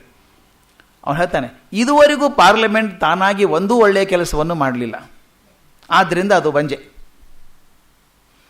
ಹೊರಗಿನಿಂದ ಒತ್ತಾಯ ಬಾರದೆ ಅದು ಏನೂ ಮಾಡುವಂತಿಲ್ಲ, ಅದರ ಸ್ವಭಾವವೇ ಹಾಗೆ. ಪದೇ ಪದೇ ಬದಲಾಗುವ ಮಂತ್ರಿಗಳು, ಅದರ ನಾಯಕರು, ಆದ್ದರಿಂದ ಅದು ವೇಶ್ಯೆ. ಇವತ್ತು ನಾಯಕ ಅಕ್ವಿತ್, ನಾಳೆ ಬಾಲ್ಫರ್ ಆಗ್ಬೋದು, ಯಾರೂ ಆಗ್ಬೋದು, ನಾಯಕರಾಗ್ತಾರೆ. ದಯವಿಟ್ಟು ನಾನು ಇದು ಹೇಳಬೇಕಾದ್ರೆ ನಮ್ಮ ಪಾರ್ಲಿಮೆಂಟನ್ನು ವಿಚಾರ ಮಾಡ್ಕೊಳ್ಳೋಣ ಪಕ್ಕದಲ್ಲಿ ಇಟ್ಕೊಂಡು. ಯಾಕಂದರೆ ನಾವು 60 ವರ್ಷ ಕಳೆದ ಮೇಲೆ ನಾವೇನು ಮಾಡ್ತಿದ್ದೀವಿ ಅಂತ. ಅವತ್ತು ಯಾವುದನ್ನು ಗಾಂಧೀಜಿ ಕಟುವಾಗಿ ಟೀಕಿಸಿದ್ರೋ, ಆ ಪಾರ್ಲಿಮೆಂಟು ಬಂಜೆ ಮತ್ತು ವೇಶ್ಯೆ ಅಂದರೋ, ಇವತ್ತು ನಾವು ಭಾಳ ಬದಲಾಯಿಸಿದ್ದೀವಿ ಅನ್ನೋ ನೋಡಬೇಕು. ನೀವು ಬಹಳ ವ್ಯಂಗ್ಯವಾಗಿ ಹೇಳಿದಿರಿ, ಬಂಜೆ ಅನ್ನೋದು ಸರಿಯಲ್ಲ. ಆ ಹುಡುಗನಿಗೆ ಸಿಟ್ಟು. ಪಾರ್ಲಿಮೆಂಟ್ ಜನತೆ ಆರಿಸಿದ್ದಲ್ವಾ, ಜನ ಆರಿಸಿ ಕಳಿಸಿದಂಥ ಪಾರ್ಲಿಮೆಂಟು, ಆದ್ದರಿಂದ ಒತ್ತಾಯ ಮಾಡೇ ಮಾಡ್ತಾರೆ, ಯಾಕೆ ಮಾಡಬಾರ್ದು? ಅದು ಉತ್ತರ ಎಷ್ಟು ಚೆನ್ನಾಗಿದೆ ನೋಡಿ. ನಿಮಗೆ ಭ್ರಾಂತಿ. ಈ ಮಾತು ಈಗಲೂ ಬರೆದಿಟ್ಕೋಬೇಕು. ಪಾರ್ಲಿಮೆಂಟ್ ಬಂಜೆ ಅಲ್ಲದಿದ್ದರೆ ಜನರು ಉತ್ತಮ ಸದಸ್ಯರನ್ನೇ ಆರಿಸಿ ಕಳಿಸುತ್ತಿದ್ದರು. ಇವತ್ತಿಗೂ ನಾವು ಇಷ್ಟು ಜನರೊಳಗೆ ಎಷ್ಟು ಜನ ಒಳ್ಳೆಯವರು ಅಂತ ಹೇಳಬೇಕು ಅಂತ ಗೊತ್ತಾಗಲ್ಲ. ಒಳ್ಳೆಯವ್ರನ್ನೇ ಆರಿಸಿ ಕಳಿಸುತ್ತಿದ್ದರು. ಹಿಂದೆ ಬರ್ನಾರ್ಡ್ ಶಾ ಒಂದು ನಾಟಕ ಬರೆದಿದ್ದ, ಆ್ಯಪಲ್ ಕಾರ್ಟ್ ಅಂತ. ಓದಿದವ್ರು ಗೊತ್ತಿರುತ್ತೆ. ಅವನು ಎಷ್ಟು ಕ್ರಿಟಿಸೈಸ್ ಮಾಡಿದ್ದಾನೆ. ಅಲ್ಲಿ ರಾಜ ಒಬ್ಬಿದ್ದಾನೆ, ರಾಣಿ, ಬ್ರಿಟನ್ ರಾಣಿ. ರಾಜತ್ವ ಒಂದು ಕಡೆ ಇದೆ, ಸಂವಿಧಾನ ಒಂದು ಕಡೆ ಇದೆ, ಪಾರ್ಲಿಮೆಂಟ್ ಒಂದು ಕಡೆ ಇದೆ. ಅವನು ರಾಜನ ಟೀಕೆ ಮಾಡ್ತಾನೆ, ಈ ಪಾರ್ಲಿಮೆಂಟ್ ಏನಿದೆ ನಿಮ್ಮದು ಅಂತ. ಇಲೆಕ್ಷನ್ನಲ್ಲಿ ಆರಿಸಿ ಬರ್ತಾರೆ ಜನ ಎಲ್ಲ. ಒಬ್ಬ ಪಾರ್ಲಿಮೆಂಟ್ ಮೆಂಬರ್ನ ಕೇಳ್ತಾನೆ ಅವನು, ನಿನಗೆ ಎಷ್ಟು ಓಟ್ ಬಂದಿತ್ತು ಅಂತ. ಇಷ್ಟು ಓಟ್ ಬಂದಿತ್ತು ಅಂತ. ಒಟ್ಟು ಓಟ್ ಎಷ್ಟು? ಆ ಒಟ್ಟು ಓಟಿನಲ್ಲಿ ಕಾಲು ಭಾಗ ಇವನಿಗೆ ಬಂದಿದೆ. 6-7 ಜನ ನಿಂತ್ಕೊಂಡಿದ್ದಾರೆ ಇಲೆಕ್ಷನ್ನಿಗೆ. ಎಲ್ಲರಿಗೂ 10% ಬಂದಾಗ 15 ಬಂದವನೇ ಗೆದ್ದವನಲ್ಲ, 15% ಗೆದ್ದು ಬಂದೆ ಅಂತ. ಅವನು ಹೇಳ್ತಾನೆ, you are representative only 15% of the people, you don't represent all of them ಅಂತ ಹೇಳಿ, ಆ್ಯಪಲ್ ಕಾರ್ಡ್ ನಮ್ಮ ಪ್ರಜಾಪ್ರಭುತ್ವ ಎಷ್ಟು ಡೆಲಿಕೇಟಾಗಿ ನಿಂತ್ಕೊಂಡಿದೆ, ಯಾವಾಗ ಬಿದ್ದು ಹೋಗ್ತದೆ ಗೊತ್ತಿಲ್ಲ ಅನ್ನೋ ಥರ ಟೀಕೆ ಮಾಡ್ತಾನೆ. ಇಲ್ಲ ಅದು ಹೇಳ್ತಾರೆ, ಸದಸ್ಯರಿಗೆ ಸಂಬಳವಿಲ್ಲ, ಆದ್ದರಿಂದ ಲೋಕ ಕಲ್ಯಾಣ ಭಾವನೆ ಇರಬೇಡವೇ? ಈ ಮಾತು ನೋಡಿ, ಅದು ಅವತ್ತು ಆ ಪಾರ್ಲಿಮೆಂಟಿಗೆ ಹೇಳಿದ್ದು. ನಮ್ಗೆ ಅನ್ವಯಿಸುತ್ತಾ ಅಂತ ಸ್ವಲ್ಪ ನೋಡ್ಕೋಬೇಕು ನಾವು. ಆದರೆ ಪಾರ್ಲಿಮೆಂಟ್ ಸದಸ್ಯರು ಸ್ವಾರ್ಥಿಗಳು, ಕಪಟಿಗಳು ಎಂದು ಎಲ್ಲರೂ ಹೇಳುತ್ತಾರೆ. ಪ್ರತಿಯೊಬ್ಬನಿಗೂ ತನ್ನ ಕ್ಷುದ್ರ ಸ್ವಾರ್ಥದ್ದೇ ಚಿಂತೆ. ಪಾರ್ಲಿಮೆಂಟಿನ ಕೆಲಸಕ್ಕೆ ಭಯವೇ ಮೂಲ ಕಾರಣ. ಇವತ್ತು ಮಾಡಿದನ್ನು ನಾಳೆ ಅಳಿಸಬಹುದು, ಮಾಡಿಫೈ ಮಾಡ್ಬೋದಲ್ಲ, ಆ್ಯಕ್ಟ್ ಚೇಂಜ್ ಮಾಡ್ಕೋಬೋದು, ಅಳಿಸ್ಬೋದು. ಇಂಥ ಒಂದು ಕೆಲಸವನ್ನು ಪಾರ್ಲಿಮೆಂಟ್ ಕೊನೆಗಾಣಿಸಿತು ಅನ್ನೋದಿಲ್ಲ. ಮಹತ್ತಾದ ಚರ್ಚೆಗಳು ನಡೆಯುತ್ತಿರುವಾಗ ಸದಸ್ಯರು ತೂಕಡಿಸುತ್ತಿರುತ್ತಾರೆ. ಕೆಲವರು ಪುಣ್ಯಾತ್ಮರಲ್ಲಿ ಕೂತು ತೂಕಡಿಸ್ತಾರೆ, ಕೆಲವರು ಒಳಗೆ ಹೋಗಲ್ಲ, ಹೊರಗೆ ಇರ್ತಾರೆ. ಹೋಗಿ ಏನು ಅಲ್ಲಿ ತೂಕಡಿಸೋಕ್ಕಿಂತ ಆರಾಮ್ ರೂಮಲ್ಲಿ ಮಲ್ಕೋಬಹುದು ಅಂತ ತೂಕಡಿಸುತ್ತಿರ್ತಾರೆ. ಒಂದೊಂದು ಸಲ ಸ್ಪೀಕರ್ ಹೇಳಬೇಕಾಗ್ತದೆ, ಕೋರಮ್ ಇಲ್ಲ, ಇಂಪಾರ್ಟೆಂಟ್ ಪ್ರಶ್ನೆ ಬಂದಾಗ ಕೋರಮ್ ಇಲ್ಲ, ಕಿಡ್ಕೊಂಬರ್ಬೇಕು ಅವ್ರನ್ನೆಲ್ಲ, ಬನ್ನಿರಿ ಇಶ್ಯೂ ಬಂದಿದೆ, ಮೆಂಬರ್ಸ್ ಇಲ್ಲ, ಬನ್ನಿ ಓಟ್ ಹಾಕಬೇಕು ಅಂತ. ಇದು ನಾವು ಕಳಿಸಿದ್ದು ಅದೇ ಉದ್ದೇಶ ಕಳಿಸಿದ್ದು. ಒಂದೊಂದು ಸಲ ಕೇಳುವವರಿಗೆ ಬೇಸರ ಬರುವಷ್ಟು ಬರೀ ಮಾತೇ ಆಡುತ್ತಾರೆ. ಅದೆಲ್ಲ ನಾವು ಕೇಳಿದ್ದೀವಿ. ಮೊನ್ನೆ ದಿವಸ ವೋಟ್ ಆಫ್ ಕಾನ್ಫಿಡೆನ್ಸ್ ಬಂದಾಗ ನಮ್ಮ ತಂದೆಗೆ ವಯಸ್ಸಾಗಿದೆ, 86 ವರ್ಷ, ಪೇಷನ್ಸ್ ಕಮ್ಮಿ. ಕೂತು ನೋಡ್ತಾ ಇದ್ರು, ಏನಾಗ್ತಾ ಇದೆ, ಇಷ್ಟೊಂದು ಮಾತಾಡ್ತಾರಲ್ಲ ಇವರು ಅಂತ ಕೇಳಿದರು. ನಾ ಹೇಳಿದೆ, ಮನಮೋಹನ್ ಸಿಂಗ್ ಅವ್ರು ಹಾಕ್ಬಿಟ್ಟಿದ್ದಾರೆ ವೋಟ್ ಆಫ್ ಕಾನ್ಫಿಡೆನ್ಸಿಗೆ, ಅವ್ರಿಗೆ ಸಪೋರ್ಟ್ ಮಾಡಬೇಕು, ಅಪೋಸ್ ಮಾಡಬೇಕು ಅಂತ ಹೇಳಿ ಮಾತಾಡ್ತಾರೆ ಅಂತ. ಅಯ್ಯೋ ಅಂದರು ಅವರು. ಯಾಕೆ ಅಂದೆ, ಇಷ್ಟು ಮಂದಿ ಎಲ್ಲ ಮಾತಾಡಬೇಕಾ? ಒಂದು ಡಬ್ಬ ಇಟ್ಟು ಓಟ್ ಹಾಕಿದ್ರೆ ಆಗೋದಿಲ್ಲೇನೋ, 2-2 ದಿವಸ ಯಾಕೆ ಮಾತಾಡ್ಬೇಕು, ಟೈಮ್ ವೇಸ್ಟು ಅಂದರು. ಅದು ಹಾಗೆ ಕೆಲಸ ಇರೋದೇ ಅದು. ಎಲ್ಲರೂ ಯಾಕೆ ಓಟ್ ಹಾಕ್ತೀನಿ ಅಂತ ಹೇಳಿ ಹಾಕಬೇಕು, ಯಾಕೆ ಹಾಕೋದಿಲ್ಲ ಅಂತೂ ಹೇಳಬೇಕು. ಅಲ್ಲೋ ಅದೇ ಹೇಳ್ತಾ ಇದ್ದಾನೆ, ತಿರುಗಿ ಮುರುಗಿ ಅದನ್ನೇ ಹೇಳ್ತಾನಲ್ಲ ಅವನು. ಅವ್ನ ಕೆಲಸನೇ ಅದು, ಮತ್ತೆ ಇನ್ನೇನು ಕೆಲಸ ಅವನು. ರಿಪಿಟೇಷನ್ ಎಷ್ಟರ ಮಟ್ಟಿಗೆ ಇರ್ತದೆ ಅಂದರೆ, ರಾತ್ರಿ 12ವರೆಗೂ ಏನಾಗ್ತದೆ ಅಂತ ತೀರ್ಮಾನ ಗೊತ್ತಿದ್ರು ಕೂಡ ಮಾತು ಆಡೋದೇ. ಅದಕ್ಕೆ ಆಗಿನ ಕಾಲದಲ್ಲೂ ಏನು ವ್ಯತ್ಯಾಸ ಆಗಿಲ್ಲ. ಬರೆದಿದ್ದಾರೆ ನೋಡಿ, ಬೇಸರ ಭರಿಸುವಷ್ಟು ಮಾತೇ ಆಡುತ್ತಾರೆ. ಪಾರ್ಲಿಮೆಂಟನ್ನು ಜಗತ್ತಿನ ಮಾತಿನ ಅಂಗಡಿ ಎಂದು ವರ್ಣಿಸಿದ್ದಾನೆ ಕಾರ್ಲೈಲ್. ಮಾತಿನ ಅಂಗಡಿ, ಟಾಕಿಂಗ್ ಶಾಪ್ ಅಂತ. ಬರೀ ಮಾತಾಡೋ, ಅದರ ಅರ್ಥ ಇದೆಯೋ ಇಲ್ವೋ, ವೈಯಕ್ತಿಕ ಘಟನೆಗಳು. ಅದಕ್ಕೆ ಹೇಳ್ತಿದ್ದೆ, the parliament seems to be the best platform for settling personal scores ಅಂತ. ವೈಯಕ್ತಿಕ ಭಿನ್ನಾಭಿಪ್ರಾಯ ತೋರಿಸೋದಕ್ಕೆ ಒಳ್ಳೆಯ ಅವಕಾಶಗಳು ಅಂತ. ಸದಸ್ಯರು ಏನೂ ಯೋಚಿಸದೆ ಕಣ್ಣು ಮುಚ್ಚಿ ತಮ್ಮ ಪಕ್ಷದ ಕಡೆಗೆ ಓಟು ಮಾಡುತ್ತಾರೆ. ಇದು ಗಮನಿಸಿ, ಒಂದೊಂದು ಸೆಂಟೆನ್ಸ್ ಇವತ್ತಿಗಿದೆ. ಪುಣ್ಯಕ್ಕೆ ಅವ್ರು ಒಳ್ಳೆಯವರಿದ್ದರು ಅನ್ನಿಸ್ತು ನನಗೆ. ಕಣ್ಣು ಮುಚ್ಚಿ ಓಟು ಮಾಡ್ತಿದ್ರು. ಇವ್ರು ಕಣ್ಣು ತೆಗೆದು ಏನೋ ತೊಗೊಂಡು ಓಟ್ ಹಾಕ್ತಾರೆ ಅಲ್ವಾ? ಅವ್ರು ಕಣ್ಣು ಮುಚ್ಚಿ ಓಟ್ ಹಾಕ್ತಿದ್ರು, ಇವ್ರು ಕಣ್ಣು ತೆಗೆದು ಏನೋ ತೊಗೊಂಡು ಓಟ್ ಹಾಕ್ತಾರೆ. ಹೇಳ್ತಾರೆ, ಅವರ ಪಕ್ಷದ ಶಿಸ್ತು ಅದು. ಒಂದು ವೇಳೆ ಒಬ್ಬ ಸದಸ್ಯ ಸ್ವತಂತ್ರದಿಂದ ಓಟು ಕೊಟ್ಟನೋ ಅವನು ದ್ರೋಹಿ ಎನಿಸಿಕೊಳ್ಳುತ್ತಾನೆ. ಇವತ್ತಿನ ನೋಡಿ ಎಷ್ಟು ಚೆನ್ನಾಗಿದೆ ಅದು. ಇವತ್ತಿಂದ ಕಾಮೆಂಟ್ರಿ, ನಿನ್ನೆ ಮೊನ್ನೆ ಪೇಪರ್ ನೋಡಿದರೆ ಕರೆಕ್ಟ್ ಅನಿಸ್ಬಿಡುತ್ತೆ ಅದು. ಯಾರು ಸ್ವತಂತ್ರ ಮನಸ್ಸಿಂದ ಓಟ್ ಹಾಕೋದಿಲ್ವೋ ಅವನು ಹೊರಗೆ ಹಾಕಬೇಕು, ಪಕ್ಷದಿಂದ ಹೊರಗೆ ಹಾಕಿ ದ್ರೋಹಿ ಆಗಿಬಿಡ್ತಾನೆ ಅವನು. ಪಾರ್ಲಿಮೆಂಟಿಗಾಗಿ ಆಗುವ ಕಾಲವ್ಯಯ, ಧನವ್ಯಯವನ್ನು ಕೆಲವೇ ಸಜ್ಜನರಿಗೆ ವಹಿಸಿದರೂ ಇಂಗ್ಲೀಷ್ ಜನಾಂಗ ಅತ್ಯುತ್ತಮ ಸ್ಥಾನದಲ್ಲಿ ಇರ್ತಿತ್ತು. ಎಷ್ಟು ಟೈಮು, ಎಷ್ಟು ದುಡ್ಡು ಖರ್ಚು ಮಾಡಿದ್ದೀವಿ ಅದಕ್ಕೆ ಅಂತ. ಅದಕ್ಕೆ ಹೇಳ್ತಾರೆ, ಇವತ್ತು ಅದು ಜನತೆಗೆ ಒಂದು ವಿನೋದ ಪಾರ್ಲಿಮೆಂಟ್. ನನಗಂತೂ ನಿಜ ಖುಷಿ ಆಗುತ್ತೆ. ಓದೋಕ್ಕೆ ಟೈಮ್ ಸಿಗಲ್ಲ, ನೋಡೋದಕ್ಕೆ ಅದನ್ನು ಸಿಕ್ಕರೆ ಎಷ್ಟು ಚೆನ್ನಾಗಿರುತ್ತೆ ಗೊತ್ತಾ. ಅವ್ರು ಮಾತಾಡುವಂಥ ರೀತಿ, ರೋಷಾವೇಶ, ವಿಷಯ ಇರೋದೇ ಬೇರೆ, ಅವ್ರು ಹೇಳೋದೇ ಬೇರೆ. ಎಂಥ ತಮಾಷೆ ಅದು. ಅದಕ್ಕೆ ಬರೆದಿದ್ದಾರೆ, ಇದು ಬಹಳ ತುಟ್ಟಿಯಾದ ಆಟದ ಸಾಮಗ್ರಿ ಅಂತ, ಕಾಸ್ಟ್ಲಿ ಟಾಯ್ ಅಂತ. ಆಟದ ಸಾಮಗ್ರಿ, ಬಟ್ ಬಹಳ ತುಟ್ಟಿಯಾದಂಥದ್ದು. ಅದು ಹೇಳಿಬಿಟ್ಟು, ಈ ಅಭಿಪ್ರಾಯ ನಂದೊಬ್ಬಂದೇ ಅಂತ ಅನ್ಕೋಬೇಡಿ, ಹಲವಾರು ವಿಚಾರವಂತ ಇಂಗ್ಲೀಷರೇ ಹೀಗೆ ಹೇಳಿದ್ದಾರೆ. ಒಬ್ಬ ಹೇಳ್ತಾನೆ, ಧರ್ಮಿಷ್ಠ ಕ್ರಿಶ್ಚಿಯನ್ ಯಾರು ಈ ಪಾರ್ಲಿಮೆಂಟ್ ಸದಸ್ಯನಾಗಲಾರ ಎಂದು ಒಬ್ಬ ಸದಸ್ಯನೇ ಮೊನ್ನೆ ನನಗೆ ಹೇಳಿದ. A true Christian who believes in the philosophy of Christianity ಅವನು ಆಗೋ ಸಾಧ್ಯ ಇಲ್ಲ, ಪಾರ್ಲಿಮೆಂಟೇರಿಯನ್ ಆಗೋ ಸಾಧ್ಯ ಇಲ್ಲ ಅಂತ ಹೇಳ್ದ. ಅದಕ್ಕೆ ನೋಡಿ ಹೇಳ್ತಾರೆ, ಪಾರ್ಲಿಮೆಂಟ್ ಇನ್ನೂ ಹಸುಗೂಸು ಎಂದ ಇನ್ನೊಬ್ಬ. ಇನ್ನೂ ಹಸುಗೂಸು, ಸ್ಮಾಲ್ ಚೈಲ್ಡ್ ದ ಪಾರ್ಲಿಮೆಂಟ್ ಅಂತ ಹೇಳಿದಂತೆ. ಅದಕ್ಕೆ ಗಾಂಧೀಜಿ ಹೇಳ್ತಾರೆ, 700 ವರ್ಷವಾದರೂ ಇನ್ನೂ ಹಸುಗೂಸು ಆದರೆ ದೊಡ್ಡದಾಗುವುದೆಂದು. ಪಾರ್ಲಿಮೆಂಟ್, ಇಂಗ್ಲೀಷ್ ಪಾರ್ಲಿಮೆಂಟಿಗೆ 700 ವರ್ಷ ಆಯಿತು, ಇನ್ನೂ 700 ವರ್ಷ ಸಣ್ಣ ಮಗುನೇ ಅನ್ನೋದಾದರೆ ದೊಡ್ಡದಾಗೋದು ಯಾವಾಗ? ಅದು ಬುದ್ಧಿ ಬರಬೇಕಾದ್ರೆ ಒಂದು ಟೈಮ್ ಸ್ಪ್ಯಾನ್ ಇರ್ತದೆ. ಅದು ಬರ್ದಿದ್ರೆ ಏನೋ ರಿಟೈರ್ಡೆಡ್ಡು ಚಾಲೆಂಜ್ಡು ಅನ್ಬೇಕು. 700 ವರ್ಷ ಆದರೂ ಇನ್ನೂ ಬುದ್ಧಿ ಬರಲಿಲ್ಲ ಅಂದರೆ ಡೆಫಿನೆಟ್ಲಿ ಚಾಲೆಂಜ್ಡ್ ಅನಿಸುತ್ತೆ ಅದು. ಆಮೇಲೆ ಇದೆಲ್ಲ ಹೇಳಿದ್ದಾಯ್ತಪ್ಪ, ಬಂಜೆ ಒಪ್ಕೋತೀನಿ, ವೇಷ ಅನ್ನೋ ಮಾತು ಬಹಳ ಕಷ್ಟ ಅನಿಸುತ್ತೆ ನನಗೆ ಒಪ್ಕೊಳ್ಳೋದಕ್ಕೆ ಅಂತ ಹುಡುಗ ಕೇಳ್ತಾನೆ. ಅದು ಗಾಂಧೀಜಿ ಉತ್ತರ ಹೇಗಿದೆ, ಪಾರ್ಲಿಮೆಂಟಿಗೆ ವಾಸ್ತವವಾಗಿ ಯಾರೂ ಒಡೆಯರಿಲ್ಲ, ಯಾರೊಬ್ಬರು ಅದಕ್ಕೆ ಯಜಮಾನರಲ್ಲ, ಪ್ರಧಾನಮಂತ್ರಿ ಒಡೆಯನಲ್ಲ, ಆತನು ಒಂದೇ ಮಾರ್ಗದಲ್ಲಿ ನಡೆಯಲಾರ, ವೇಶ್ಯೆಯಂತೆ ಅನೇಕ ಮಾರ್ಗ ಅವರದು. ಪ್ರಧಾನಮಂತ್ರಿಗೆ ದಯವಿಟ್ಟು ಗಮನಿಸಬೇಕಾದ್ದು, ಎಂಥ ಬುದ್ಧಿವಂತ ಪ್ರಧಾನಮಂತ್ರಿ ಆದರೂ ಇದು ಕಾಡತ್ತೆ ಅನಿಸುತ್ತೆ. ಪ್ರಧಾನಮಂತ್ರಿಗೆ ಪಾರ್ಲಿಮೆಂಟಿನ ಯೋಚನೆ ಕಡಿಮೆ, ತನ್ನ ಪ್ರಭುತ್ವದ ಚಿಂತೆಯೇ ಹೆಚ್ಚು. ಕುರ್ಚಿ ಉಳಿದಿತ್ತೋ ಇಲ್ಲೋ, 4 ಜನ ಆ ಕಡೆ ಹೆಚ್ಚಾದರೂ ನನ್ನ ಕಡೆ ಹೆಚ್ಚಾದರೂ ಹೇಗಾರ ಇಟ್ಕೋಬೇಕು, ಇಟ್ಕೊಳ್ಳೋದು ಹೋದರೆ ಕುರ್ಚಿನೂ ಹೋಗ್ಬಿಡುತ್ತೆ, ಆಮೇಲೆ ಪ್ರಧಾನಮಂತ್ರಿ ಕೆಲಸನೇ ಇಲ್ಲ. ತನ್ನ ಪಕ್ಷದ ಗೆಲುವಿಗಾಗಿ ಆತನ ಸರ್ವಶಕ್ತಿಯೂ ಮೀಸಲು. ಎಷ್ಟು ಚೆನ್ನಾಗಿ ಆಳವಾಗಿದೆ ನೋಡ್ರಿ ಇದು. ದೇಶದ್ದಲ್ಲ, ತನ್ನ ಪಕ್ಷದ ಯಶಸ್ಸಿಗಾಗಿ ಸರ್ವಶಕ್ತಿಯನ್ನು ಮೀಸಲಾಗಿಡುತ್ತಾನೆ. ಪಾರ್ಲಿಮೆಂಟ್ ಒಳ್ಳೆ ಕೆಲಸ ಮಾಡಲಿ ಎಂಬ ಲಕ್ಷ್ಯವಿಲ್ಲ, ತಮ್ಮ ಪಕ್ಷಕ್ಕೆ ಅನುಕೂಲವಾಗಲಿ, ಪಕ್ಷ ಪ್ರಬಲವಾಗಲಿ ಎಂದೇ ಎಷ್ಟೋ ಕೆಲಸ ಮಾಡುತ್ತಾನೆ. ಪ್ರಧಾನಮಂತ್ರಿಗಳು ಇದೆಲ್ಲವೂ ಆಲೋಚಿಸಬೇಕಾದ ಅಂಶಗಳು. ಹಾಗಾದರೆ ಸೊಲ್ಯೂಷನ್ ಏನು? ಪತ್ರಿಕೆಗಳೇನು ಮಾಡ್ತವೆ? ಪತ್ರಿಕೆಗಳು ಮಾಡಬಾರ್ದ ಕೆಲಸ, ತಪ್ಪು ಮಾಡ್ತಾರೆ ಅಂತ ಹೇಳಬಾರ್ದ? ಅದಕ್ಕೆ ಗಾಂಧೀಜಿ ಉತ್ತರ, ಪತ್ರಿಕೆಗಳು ಬಹುಮಟ್ಟಿಗೆ ಅಪ್ರಾಮಾಣಿಕವಾಗಿವೆ. ಗಮನಿಸಬೇಕಾದ್ದು, ಅದೆಷ್ಟು ಚೆನ್ನಾಗಿ ಬರೀತಾರೆ ನೋಡಿ. ಒಂದೇ ಸಂಗತಿಯನ್ನು ಬೇರೆ ಬೇರೆ ಪತ್ರಿಕೆಗಳು ಬೇರೆ ಬೇರೆ ರೀತಿಯಲ್ಲಿ ತಮ್ಮ ಪಕ್ಷಕ್ಕೆ ಅನುಕೂಲವಾಗುವ ಹಾಗೆ ಬರೆಯುತ್ತವೆ. ಒಬ್ಬ ಇಂಗ್ಲಿಷ್ ನಾಯಕನನ್ನು ಪತ್ರಿಕೆ ಸತ್ಯಸಂಧತೆಯ ಅವತಾರ ಎಂದು ಹೊಗಳುತ್ತದೆ, ಇನ್ನೊಂದು ಸುಳ್ಳಿನ ಪರ್ವತ ಎಂದು ತೆಗೊಳ್ಳುತ್ತದೆ. ಇಂಥ ಪತ್ರಿಕೆಗಳು ದೇಶದ ಗತಿ ಹೇಗಿದ್ದಿತ್ತು ದಯವಿಟ್ಟು ನಮ್ಮಲ್ಲೇ ನೋಡಿ ಸರ್. ಯಾವುದೋ ಒಂದು ಘಟನೆ ಪೇಪರಲ್ಲಿ ಬಂದಾಗ ಒಂದು ಮುಖಪುಟದಲ್ಲಿ ದೊಡ್ಡ ದೊಡ್ಡ ಹೆಡಿಂಗು, ಏನದು ಅಕ್ಷರ ಅದಕ್ಕೇನು ದೊಡ್ಡದು ಮಾಡೋಕ್ಕೆ ಬರಲಿಕ್ಕಿಲ್ಲ, ಫಾಂಟಲ್ಲಿ ಅಷ್ಟು ದೊಡ್ಡದು ಹಾಕಿರ್ತಾರೆ. ಇನ್ನೊಂದು 7ನೇ ಪೇಜ್ ಕೊಡೆಗೆ ಬಂದಿರುತ್ತೆ. ಅದು ಯಾವುದು ಮುಖ್ಯ ಯಾವುದು ಅಮುಖ್ಯ ಅನ್ನುವಂಥದ್ದು ಅವ್ರ ಮೇಲೆ ಇರ್ತದೆ. ಆದರೆ ಮುಖ್ಯ ಅನ್ನುವಂಥದ್ದು ಪೇಪರ್ ಸರ್ಕ್ಯುಲೇಷನ್ ದೃಷ್ಟಿಯಿಂದನೋ ಅಥವಾ ಸಮಾಜ ಹಿತದಿಂದನೋ. ಗಾಂಧಿ ಮಾತನ್ನು ನೀನು ನೋಡಿದ್ವಿ ನಾವು. ಒಬ್ಬ ಪತ್ರಕರ್ತನ ಕೆಲಸ service is the motto of A journalist ಅಂತ ಹೇಳ್ತಾರೆ. ಅದು ಕಾಣುತ್ತಾ ನಮ್ಮ ಪತ್ರಿಕೆಗಳಲ್ಲಿ ನೋಡಬೇಕು. ಯಾವುದೇ ಪತ್ರಿಕೆ ತಗೊಳ್ಳಿ, ಎಂಥ ಪತ್ರಿಕೆ ಅಂತಲ್ಲ, ಪತ್ರಿಕೆಯಲ್ಲಿ ಆ ಸರ್ಕ್ಯುಲೇಷನ್ ಜಾಸ್ತಿ ಆಗೋದೇ ಮುಖ್ಯ ಆಗತ್ತೆ ವಿನಃ ಆ ತತ್ವ ಆಗ್ತದ ಅಂತ ಅದಕ್ಕೆ ಹೇಳ್ತಾರೆ. ಕೊನೆಗೆ ಆದರೆ ಇಷ್ಟಾದರೂ ಕೂಡ ಒಂದು ಒಳ್ಳೆ ಮಾತನ್ನು ಗಾಂಧೀಜಿ ಹೇಳ್ತಾರೆ. ಬ್ರಿಟಿಷರ ಬಗ್ಗೆ ಒಳ್ಳೆ ಮಾತನ್ನು ಹೇಳ್ತಾರೆ. ಆದರೆ ಅವರಲ್ಲಿ ಒಂದು ಒಳ್ಳೆಯ ಗುಣ ಬಲವಾಗಿ ಬೇರೂರಿದೆ ಇಂಗ್ಲೀಷರಲ್ಲಿ. ಏನಪ್ಪ ಅಂದರೆ, ತಮ್ಮ ದೇಶವನ್ನು ಮಾತ್ರ ಎಂದಿಗೂ ಬಿಟ್ಟುಕೊಡರು.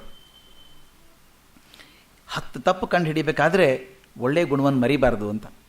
ಇಷ್ಟೆಲ್ಲ ಕೆಟ್ಟದಿದೆಯಲ್ಲ, ಆದರೆ ತಮ್ಮ ದೇಶವನ್ನು ಬಿಟ್ಟು ಕೊಡೋದಿಲ್ಲ. ಯಾರಾದರೂ ಅದರ ಕಡೆಗೆ ಕಣ್ಣು ಹೊರಳಿಸಿದರೆ ಅವರ ಕಣ್ಣನ್ನೇ ಕಿತ್ತು ಬಿಟ್ಟಾರು ಅವರು ಬ್ರಿಟಿಷರು. ತಮ್ಮ ದೇಶದ ಕಣ್ಣು ಹಾಕೋಕೆ ಬಿಡೋದಿಲ್ಲ. ಉಳಿದ ಯಾವ ಗುಣವೂ ಅನುಕರಿಸಬೇಕಾದ್ದು ಈ ರಾಷ್ಟ್ರಕ್ಕೆ ಇಲ್ಲ. ಹಿಂದೂಸ್ತಾನ ಇಂಗ್ಲೆಂಡನ್ನು ಅನುಕರಿಸಿದರೆ ಸರ್ವನಾಶವಾಗುತ್ತದೆ ಎಂಬುದು ನನ್ನ ಅಭಿಪ್ರಾಯ. ಆ ಒಳ್ಳೆಯ ಗುಣವನ್ನು ಮಾತ್ರ ಹಿಡ್ಕೋಬೇಕು ನಾನು ಅಂತ. ಮುಂದೆ ಅಧ್ಯಾಯ 6ರಲ್ಲಿ ನಾಗರಿಕತೆ ಅಂದರೆ ಏನು ಅಂತ, ಇದು ಸ್ವಲ್ಪ ಚರ್ಚೆ ಮಾಡುವಂಥ ವಿಷಯ. ಇದರಲ್ಲೇ ಜಾಸ್ತಿ ಮೂಲ ಇರುವಂಥದ್ದು. ಇದ್ರ ಬಗ್ಗೆ ನಾವು ಓದಿದ್ದೀವಿ, ಫೀನಿಕ್ಸ್ ಆಶ್ರಮ ಮಾಡಿದ ಹಿನ್ನೆಲೆಯೊಳಗೆ ಅವ್ರ ಮನಸ್ಸು ಏನಿತ್ತು ಅಂತ. ಹಾಗಾದರೆ ನಾಗರಿಕತೆ ಅಂದರೆ ಏನು ಹೇಳಿ ಅಂತ ಹುಡುಗ ಕೇಳ್ತಾನೆ. ಅದಕ್ಕೆ ಹೇಳ್ತಾರೆ, ನಾನು ಹೇಳುವುದೇ ಅಲ್ಲ, ಅನೇಕ ಇಂಗ್ಲೀಷ್ ಲೇಖಕರು ಇದನ್ನು ನಾಗರಿಕತೆ ಎಂದು ಕರೆಯಲೇ ಒಪ್ಪೋದಿಲ್ಲ. ಈಗೇನು ನಡೆದಿದೆ ಇದು ನಾಗರಿಕತೆ ಅನ್ನೋದಿಲ್ಲ. ಕೆಲವೊಂದು ಸಲ ನಮಗೆ ಇಷ್ಟ ಆಗಲಿಕ್ಕಿಲ್ಲ ಗಾಂಧಿ ಧಾಟಿ ಇಷ್ಟ ಆಗಲಿಕ್ಕಿಲ್ಲ. ಅವ್ರು ಇದು ಬೇಡ ಅದು ಬೇಡ ಇದು ಬೇಡ ಅಂತ ಹೇಳ್ತಾರೆ, ಇಷ್ಟ ಆಗಲಿಕ್ಕಿಲ್ಲ. ಆದರೆ ಸ್ವಲ್ಪ ದಯವಿಟ್ಟು ನಾವು ಆಳಕ್ಕೆ ಹೋಗಿ ಅವ್ರ ಚಿಂತನೆ ಯಾಕಿರ್ಬೋದು ಬರೆದಿರ್ಬೋದು ಅಂತ ವಿಚಾರ ಮಾಡಿದರೆ ಅರ್ಥ ಆಗ್ತದೆ. ಈ ನಾಗರಿಕತೆಯ ಮಾಯಾಜಾಲದಿಂದ ರಾಷ್ಟ್ರವನ್ನು ಬಿಡಿಸಲು ಹಲವಾರು ಸಂಸ್ಥೆಗಳು ಸ್ಥಾಪಿತವಾಗುತ್ತಿವೆ. ಪ್ರಸಿದ್ಧ ಇಂಗ್ಲೀಷ್ ಗ್ರಂಥಕರ್ತನೊಬ್ಬ ನಾಗರಿಕತೆ, ಅದರ ಕಾರಣ, ಅದರ ಪರಿಹಾರ, ಇನ್ನೇ ನಾನು ಹೇಳಿದೆ, G.K. ಚೆಸ್ಟರ್ಟನ್ ಬರೆದಂಥದ್ದು ಸಿವಿಲೈಸೇಷನ್ ಕಾಸ್ ಆ್ಯಂಡ್ ಕ್ಯೂರ್, ಅದು ಪುಸ್ತಕ ಹೇಳ್ತಾರೆ. ಅದು ನಾಗರಿಕತೆ ಒಂದು ರೋಗ ಎಂದು ಬರೆದಿದ್ದಾರೆ. ಆ ಹುಡುಗ ಕೇಳ್ತಾನೆ, ನಮ್ಗೆ ಯಾಕೆ ಗೊತ್ತಾಗೋದಿಲ್ಲ ಹಾಗಾದರೆ ನಾಗರಿಕತೆ ರೋಗ ಅಂತ ಯಾಕೆ ಗೊತ್ತಾಗೋದಿಲ್ಲ? ಇದು ಕೆಟ್ಟದ್ದು ಅಂತ ಹೇಳ್ತೀರಿ ನಾಗರಿಕತೆ ನೀವು, ನಮ್ಗೆ ಯಾಕೆ ಗೊತ್ತಾಗೋದಿಲ್ಲ ಅದು? ಅದಕ್ಕೆ ಉದಾಹರಣೆ ಚೆನ್ನಾಗಿದೆ ನೋಡಿ. ಅವರು ತಮಗೆ ವಿರುದ್ಧವಾಗಿ ಯೋಚಿಸುವವರು ವಿರಳ. ನಾನು ವಿಚಾರ ಇರ್ತದೆ, ನಾನು ವಿಚಾರದ ವಿರುದ್ಧವಾಗಿ ವಿಚಾರ ಮಾಡೋಕ್ಕಾಗತ್ತಾ? ನಾನು ಯಾವುದೋ ದಿಕ್ಕಿಗೆ ವಿಚಾರ ಮಾಡ್ತಿರ್ತೀನಿ, ಅದಕ್ಕೆ ವಿರುದ್ಧವಾಗಿ ವಿಚಾರ ಮಾಡೋದು ಕಷ್ಟ. ಆಧುನಿಕ ನಾಗರಿಕತೆಯ ಮೋಹಜಾಲದಲ್ಲಿ ಸಿಕ್ಕಿರುವವರು ವಿರುದ್ಧವಾಗಿ ಬರದಾರೆಯೇ, ಚಿಂತಿಸೋದಿಲ್ಲ. ಕನಸು ಬಿದ್ದವನಿಗೆ ಕನಸು ಸತ್ಯವೆಂದೇ ತೋರುತ್ತದೆ. ಕನಸಿನಲ್ಲಿದ್ದಾಗ ಕನಸು ಸತ್ಯನೇ ಅನಿಸುತ್ತೆ, ಎಲ್ಲ ಕನಸಿನಲ್ಲಿ ಆಗೋದೇ ಸತ್ಯ ಅಂತ ಅನಿಸುತ್ತೆ. ನಿದ್ದೆಯಿಂದ ಎಚ್ಚರವಾದಾಗ ಸತ್ಯ ತಿಳಿಯುತ್ತದೆ. ಹಾಗೆ ನಾವು ನಿದ್ದೆಯಲ್ಲಿದ್ದೀವಿ ಈಗ ಅಂತ. ನಾಗರಿಕತೆಯ ಶಾಪ ತಲಗಿದವನು ಕನಸು ಬಿದ್ದ ಮನುಷ್ಯನಂತೆ. ನೋಡಿ ಎಷ್ಟು ಹಾರ್ಷ್ ಬರೀತಾರೆ ಅಂದರೆ, ನಾಗರಿಕತೆಯಿಂದ ಶಾಪ ತಟ್ಟಿದಾಗ ನಾವು ಕನಸಿನಲ್ಲಿದ್ದಂಗೆ ಇದ್ದೇವೆ, ಈಗ ಕನಸಿನಲ್ಲೇ ಇದ್ದೀವಿ.